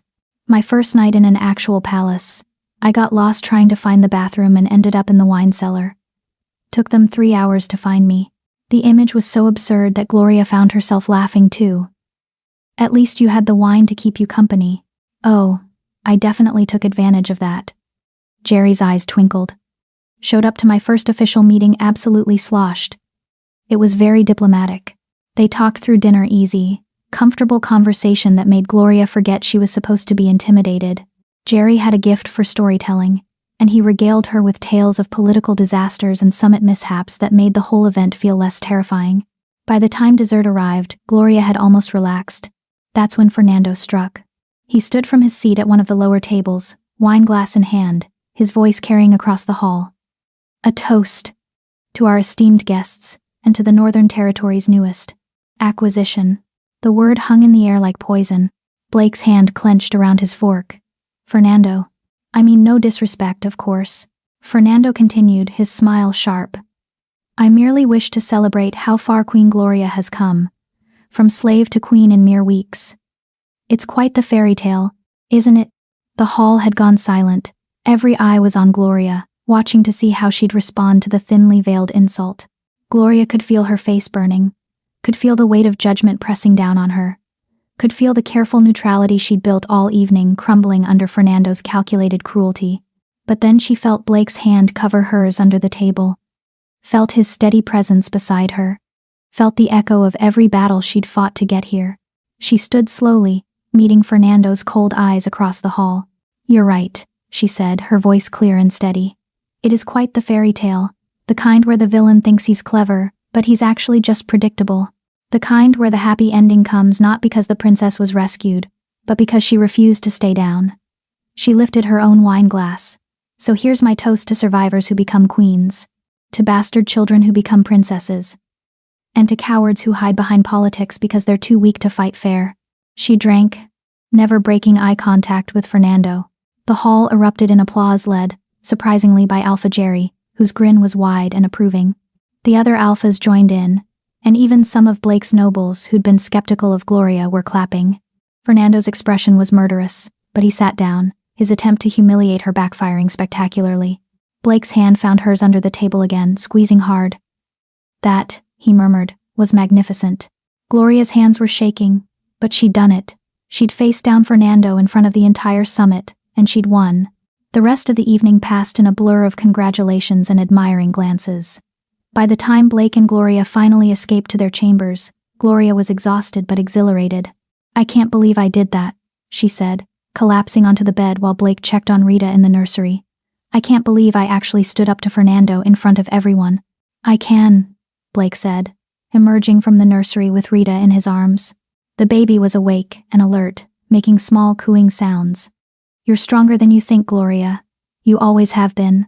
He settled beside her on the bed, Rita between them, and for a moment they just existed together, a family, strange and unconventional but real.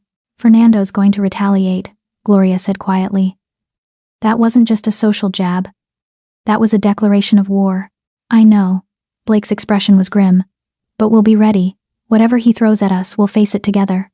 Gloria wanted to believe him, wanted to trust that they could withstand whatever Fernando had planned.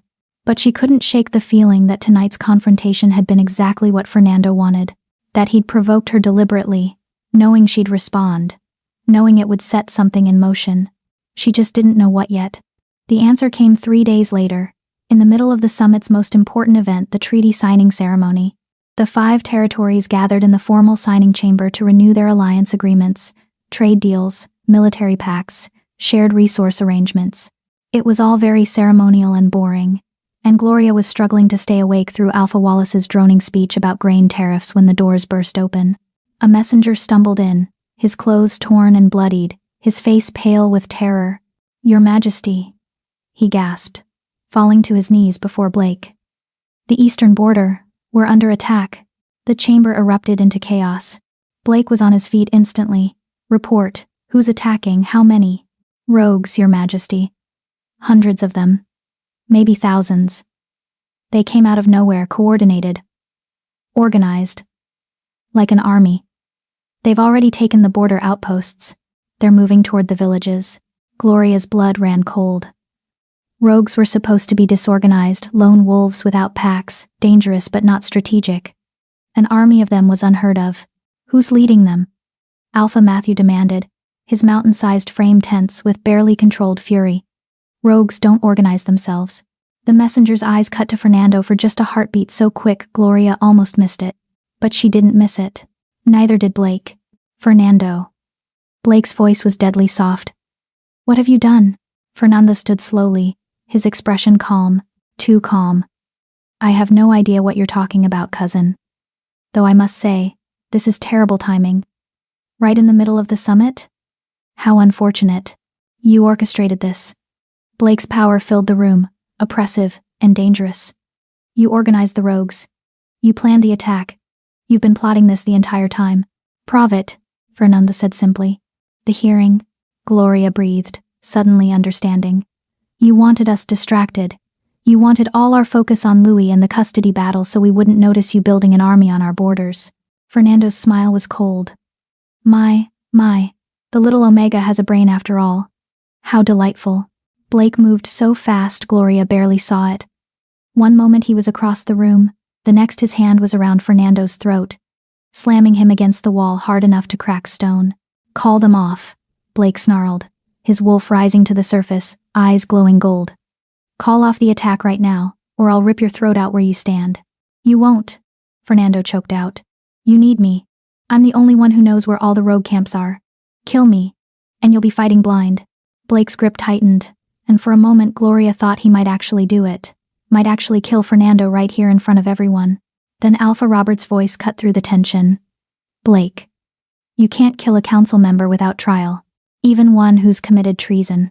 Blake's jaw clenched, but he released Fernando, who collapsed to the floor gasping. Guards, Blake roared. Arrest Fernando Dickey for treason, conspiracy, and coordinating an attack on the Northern Territories. Take him to the dungeons. No visitors. No communication. I want him isolated until I have time to deal with him properly. Guards swarmed Fernando, dragging him away. He was laughing, actually laughing, as they hauled him through the doors. You can't stop them, he called back. The rogues have their orders. They'll burn everything. And when your territories lie in ruins, the council will remove you and put me on the throne. Just like I planned. The doors slammed shut, cutting off his manic laughter. Blake turned to the assembled alphas, his expression grim. The summit is suspended. I need every available fighter to defend the eastern border. Anyone who can fight, arm yourselves. We move within the hour. I'm coming with you, Gloria said. Blake's head snapped toward her. Absolutely not. You're staying here where it's safe. Safe? Gloria gestured to the now empty spot where Fernando had stood. Your cousin just organized an army of rogues from inside your own palace. Nowhere is safe, Blake, and I'm not sitting here helpless while you risk your life. Gloria, I can fight. Gloria's voice was steel. Maybe not as well as an alpha, but I can defend myself. And more importantly, I can help with the wounded. I know field medicine. I learned it surviving in the forest. You're going to need healers, and I'm volunteering. Blake looked like he wanted to argue, but Alpha Jerry spoke up. She's right. Healers are always in short supply during battles. If she can help, we need her. Blake's expression was tortured, but finally he nodded. Fine. But you stay behind the front lines. You help the wounded, and you don't take unnecessary risks. Understood. Understood. Blake turned to give orders to the other alphas, and Gloria slipped away to the Queen's wing. She had to see Rita before they left. Had to hold her daughter one more time, just in case. Rita was awake when Gloria entered the nursery, her dark eyes tracking Gloria's movements. She was getting bigger every day, more alert, more aware. In a few months she'd be sitting up. In a year she'd be walking. If Gloria survived to see it. Be good for Marion and Mildred, Gloria whispered, pressing kisses to Rita's forehead, her cheeks, her tiny hands. Mama has to go help some people. But I'll be back. I promise I'll be back. Rita made a small sound, not quite a word, but almost. Like she understood. Like she was saying goodbye. Gloria held her daughter close, breathing in her baby scent, memorizing the weight of her in her arms. Then she handed Rita to Marion, who was crying openly. Keep her safe, Gloria said. No matter what happens, keep her safe. I will, my lady. I swear it. Gloria changed quickly into riding clothes, practical pants and a sturdy shirt, boots made for rough terrain. She grabbed a bag and filled it with medical supplies from the palace stores, bandages, salves, needles and thread for stitching wounds. She was ready for war. Blake was waiting in the courtyard with an army of wolves, hundreds of them, all armed and ready to fight. When he saw Gloria, his expression flickered between pride and terror. Stay close to me, he said, helping her onto a horse. And Gloria? If things go badly, if it looks like we're going to lose, you run. You get back here, you get Rita, and you run as far and as fast as you can. Promise me. Blake, promise me. His eyes were desperate. I can't fight if I'm worried about you. I need to know that if the worst happens, you'll save yourself and our daughter. Gloria's throat was tight. I promise. It was a lie, and they both knew it. If Blake fell, Gloria wouldn't run. She'd fight until her last breath. But he needed to hear it, so she gave him the words. The army rode out as the sun was setting, heading east toward the border, where rogues were reportedly burning villages and slaughtering innocents. And Gloria rode beside her mate, ready to face whatever hell awaited them. Because that's what love was, not the fairy tale version where the princess stayed safe in her tower. The real version. Where you charged into battle together. Even if it killed you. Chapter 9. The battle for home. The smell hit them first, smoke and blood and death. Thick enough to choke on. They crested the hill overlooking the eastern border just as the sun disappeared below the horizon, and Gloria's stomach turned at the sight spread before them. 3 villages were burning, flames painting the darkening sky in shades of orange and red. Bodies littered the ground, wolves and humans alike, cut down as they'd tried to flee, and surrounding the carnage were the rogues. Hundreds of them. Maybe more. They moved like a pack despite having no pack bonds. Coordinated, organized, deadly. At their center stood a massive wolf in human form. Easily Alpha Matthew's size, with scars covering every visible inch of skin and eyes that gleamed with madness. That's their leader, Blake said grimly. Stanley Shoemaker. Former beta of the Southern Territories. He was exiled 15 years ago for murdering his entire family. I thought he was dead. Fernando found him, Alpha Wallace said from Blake's other side, his expression dark. Gave him purpose. Promised him territory, if he helped overthrow you. He's not getting my territory, Blake growled. He's getting a grave. Blake raised his hand. And the army behind them fell silent. Every eye was on their Alpha King, waiting for orders. We divide into 3 groups, Blake commanded, his voice carrying across the assembled wolves.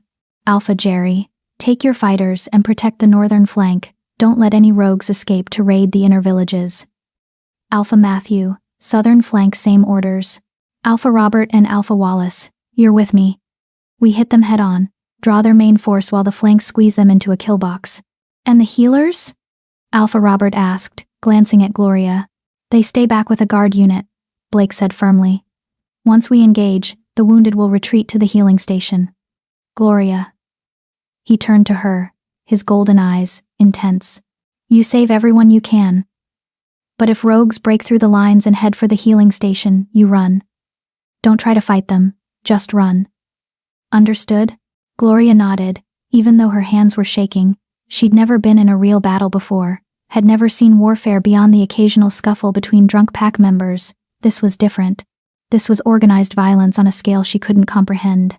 Blake leaned down from his horse and kissed her, hard and desperate and full of everything he couldn't say with an army watching. I love you, he whispered against her lips. If I don't make it back, you'll make it back, Gloria interrupted fiercely. You have to. Rita needs her father. And I need my mate. So you fight. And you win. And you come back to us. Those are your orders. Blake's smile was pained but genuine. Yes, my queen.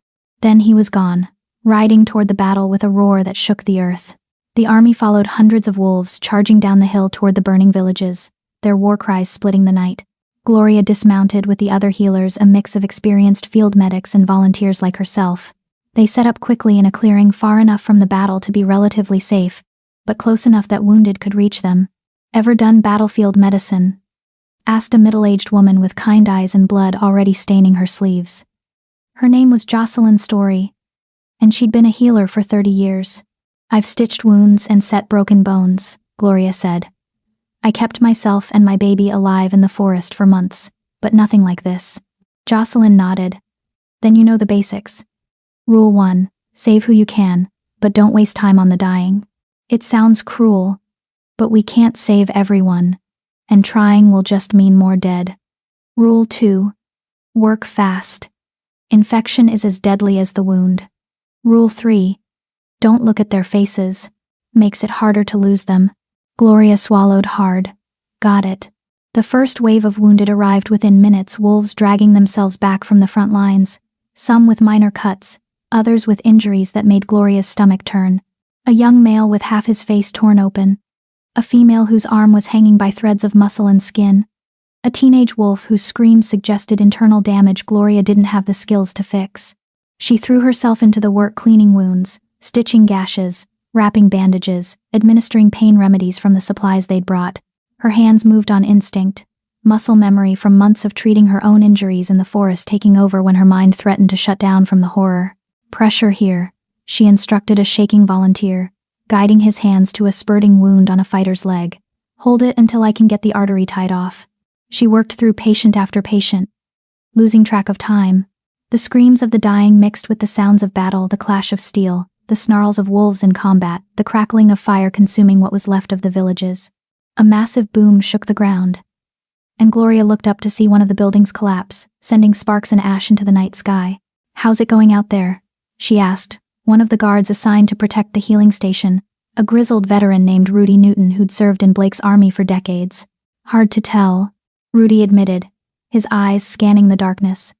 "His Majesty's holding the center, but the rogues keep coming. It's like they don't care about dying. They just keep charging." That didn't sound good. Gloria returned to her work, but she couldn't shake the growing dread in her gut. Where was Blake? Was he safe? Was he... Healers. The shout came from the darkness, and 3 wolves staggered into the clearing carrying a 4th between them. Gloria's heart stopped. It was Alpha Jerry, and he was covered in blood. "What happened?" Jocelyn demanded, already rushing over. "Ambush," one of the wolves gasped. "Stanley had a second force hidden in the ruins. They came out of nowhere." Alpha Jerry took a blade to the chest, protecting his unit. Gloria and Jocelyn worked together, cutting away Jerry's armor to reveal a wound that made Gloria's hands shake. It was deep, dangerously deep, and bleeding too fast.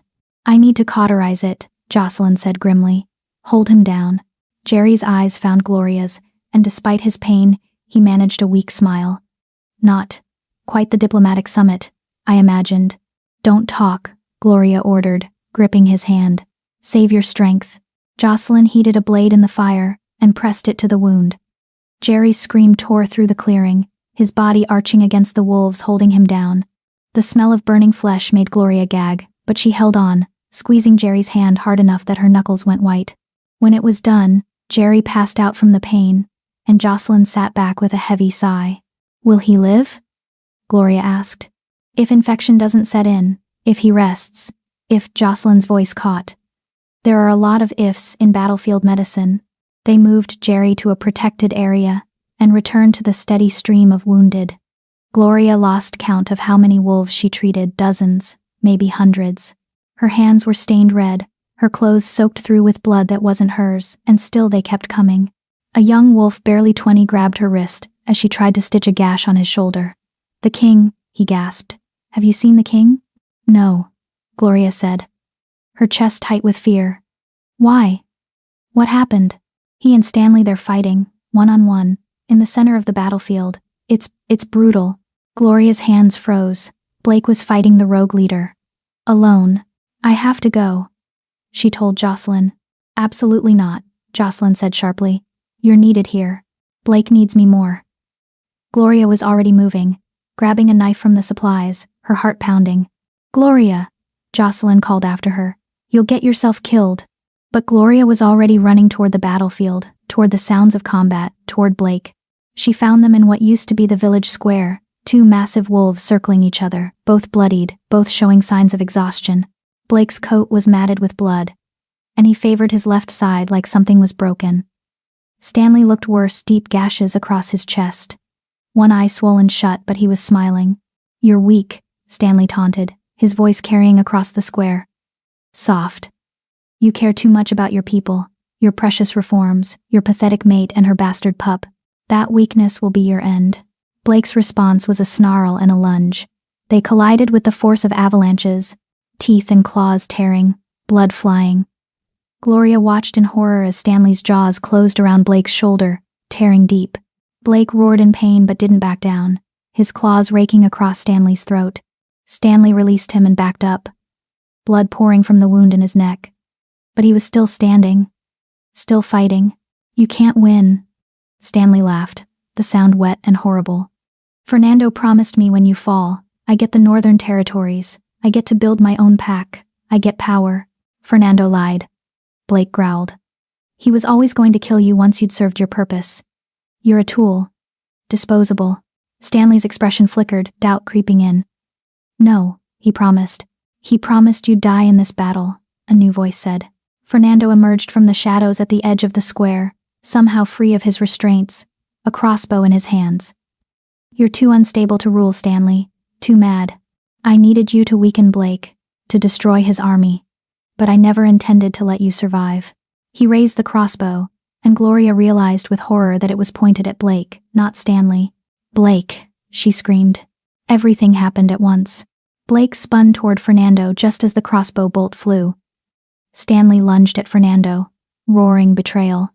And Gloria, stupid, reckless Gloria, threw herself forward, her body moving before her brain could catch up. The bolt meant for Blake's heart hit her shoulder instead. Pain exploded through her body, white-hot and all-consuming. She hit the ground hard, blood already soaking through her shirt, the bolt buried deep. Gloria. Blake's roar was inhuman. He shifted fully into his wolf form, massive and midnight black, easily twice Stanley's size, and launched himself at Fernando with murderous intent. Fernando tried to run, but Blake was faster. His jaws closed around Fernando's leg, and Fernando's scream split the night.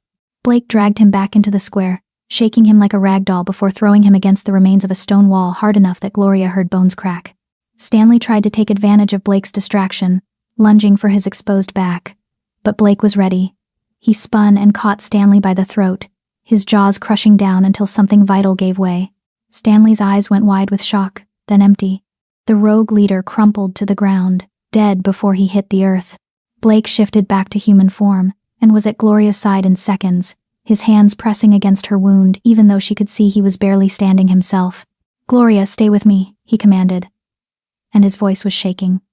"Don't you dare leave me. Don't you dare." "Rita." Gloria gasped, the pain making it hard to breathe. "Promise me, Rita. You're going to tell her yourself," Blake said fiercely. "You're going to live. You're going to watch her grow up. You're going to be here." "Blake, that's an order." Blake's eyes were wild, desperate. "You don't get to die saving me. That's not how this works. I'm supposed to protect you, not the other way around." Gloria tried to smile, but it came out as more of a grimace. "Someone should tell you. Mates protect each other." Her vision was going dark at the edges. She could hear shouting, feel hands on her body, sense movement. But it all felt distant, like she was underwater. The last thing she saw before the darkness took her was Blake's face, terrified and furious, and full of a love so fierce it hurt to look at. Then nothing. Gloria woke to pain and the smell of herbs. She was in a bed soft and familiar, and her shoulder felt like someone had set it on fire. When she tried to move, agony lanced through her entire body, and a whimper escaped her lips before she could stop it. "Easy," a gentle voice said. Jocelyn's face appeared above her, smiling with obvious relief. "You're in the palace infirmary. You've been out for 2 days. Don't try to move, that bolt went deep. Missed your lung by less than an inch." 2 days. Gloria's mind struggled to process that. "Blake?" she croaked. "Is he?" "He's fine. Exhausted, battered, half mad with worry, but fine. He's been here almost constantly, only leaving when I threatened to sedate him." Jocelyn's expression softened. "He loves you very much, you know. I don't think I've ever seen an alpha so terrified." "Rita? Safe and well. Marion and Mildred have been caring for her.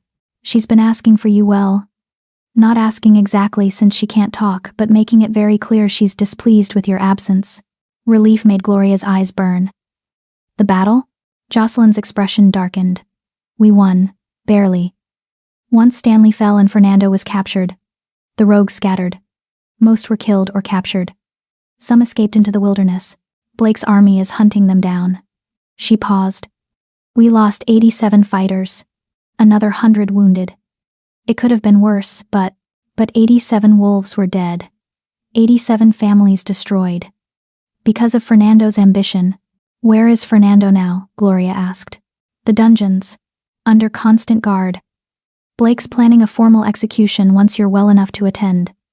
Jocelyn's smile was grim. "He wanted you there to see justice done." The door burst open, and Blake strode in looking like he'd been through several wars and lost most of them. His shoulder was bandaged, he was limping slightly, and his face was gaunt with exhaustion. But his eyes lit up when they landed on Gloria. "You're awake," he breathed, crossing to her bed in 3 strides. "Thank the moon, you're awake." His hands were shaking as they cupped her face, and Gloria realized he was crying silent tears tracking down his cheeks. "I thought I lost you," he whispered. "When that bolt hit you, when you fell, Gloria, I thought I lost you." "I'm okay," Gloria said, even though her shoulder screamed protest at the lie. "I'm here, I'm not going anywhere." Blake pressed his forehead to hers, his breath coming in ragged gasps. You jumped in front of a crossbow bolt. You could have died. You should have died. What were you thinking? I was thinking I'd rather die than watch you get hurt, Gloria said simply.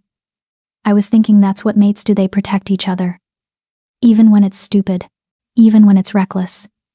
Because the alternative, living in a world without you, is worse than any wound. Blake's sob was raw and broken. He climbed carefully onto the bed beside her, mindful of her injury, and pulled her as close as he dared. They lay like that for a long time, just breathing together, reassuring themselves that they were both alive. I love you, Blake said finally. I should have said it before the battle, should have made sure you knew, but I'm saying it now. I love you, Gloria. Not as a political arrangement. Not as a convenient solution. I love you. Gloria's heart felt too big for her chest. I love you too. I think I have for a while now. I was just too scared to admit it. No more fear, Blake murmured. No more holding back. We almost lost everything. I'm not wasting any more time pretending this is anything less than what it is: real, permanent. Forever, forever, Gloria agreed. A soft cry from the doorway made them both look up. Marion stood there with Rita in her arms, the baby reaching toward Gloria with desperate little hands. Someone's been very unhappy without her mama, Marion said, smiling through tears. Blake carefully took Rita and settled her on Gloria's good side, mindful of her injury. Rita immediately grabbed Gloria's finger and held on tight, her dark eyes full of what looked almost like reproach. I'm sorry, baby girl, Gloria whispered. Mama had to go be brave for a bit, but I'm back now. I'm not leaving again. Blake's arm came around both of them, and they sat like that, a family, battered and bloodied but whole, while Marion and Jocelyn tactfully gave them privacy. We still have to deal with Fernando, Blake said quietly, and repair the eastern border, and rebuild the villages, and deal with the political fallout from a council member committing treason. I know, Gloria said, but we'll face it together. All of it. That's what family does. Blake pressed a kiss to her temple. Together. And for the first time since this whole mad journey had begun, Gloria believed they actually could face anything, because they'd already survived the worst. Everything else was just details. Chapter 10. The Dawn of a New Era. 1 week later, Gloria stood in the throne room wearing armor instead of silk. It had been Blake's idea, a symbolic gesture to show the court that their queen was not just decorative, but a warrior who'd bled for her people. The armor was light, designed for ceremony rather than combat, but it gleamed silver in the torchlight, and the weight of it on her shoulders felt right. Rita was with Marion in the queen's wing, safely away from what was about to happen. Gloria's shoulder still ached where the crossbow bolt had pierced her, but Jocelyn had cleared her for limited activity, and witnessing Fernando's execution definitely qualified as limited activity. The throne room was packed. Every noble, every council member, every wolf who'd fought in the battle had been invited to witness justice. The 5 visiting alphas stood in positions of honor, their faces grim but satisfied. They'd stayed to help with rebuilding efforts, and their presence now was a show of solidarity. Blake sat on his throne, looking every inch the Alpha King in his formal armor and crown. His expression was carved from stone, but Gloria could see the tension in his jaw, the way his hands gripped the throne's arms. This was his cousin. His family. And despite everything Fernando had done, this couldn't be easy. The doors opened, and guards dragged Fernando into the throne room. He looked terrible, gaunt from a week in the dungeons, his fine clothes replaced by prisoners' rags, chains binding his wrists and ankles. But his eyes were still sharp, still calculating, still looking for an angle even now. Fernando Dickey. Blake's voice rang out, formal and cold. You stand accused of treason, conspiracy to commit murder, orchestrating an attack on the Northern Territories that resulted in 87 deaths, and attempting to assassinate both the Alpha King and Queen. How do you plead? Fernando's laugh was hollow. Does it matter? You've already decided my fate. It matters to me, Blake said. I want to hear you say it. I want you to own what you've done. Fernando's expression twisted into something ugly. Fine. Yes. I organized the rogues. Yes. I planned the attack. Yes. I tried to kill you and your pathetic mate. And you know what? I'd do it all again. Because you don't deserve that throne, Blake. You're weak. You care too much about the wrong things, about Omegas. And slaves. And reform. You've made us soft. I've made us civilized, Blake countered. I've made us better than the monsters our fathers were. And you hate that because you're exactly like them, cruel, power-hungry, willing to sacrifice anyone for your own advancement. I'm a realist. Fernando spat. Power is all that matters. Not love, not compassion, not your ridiculous ideals. And history will prove me right. Your reforms will crumble.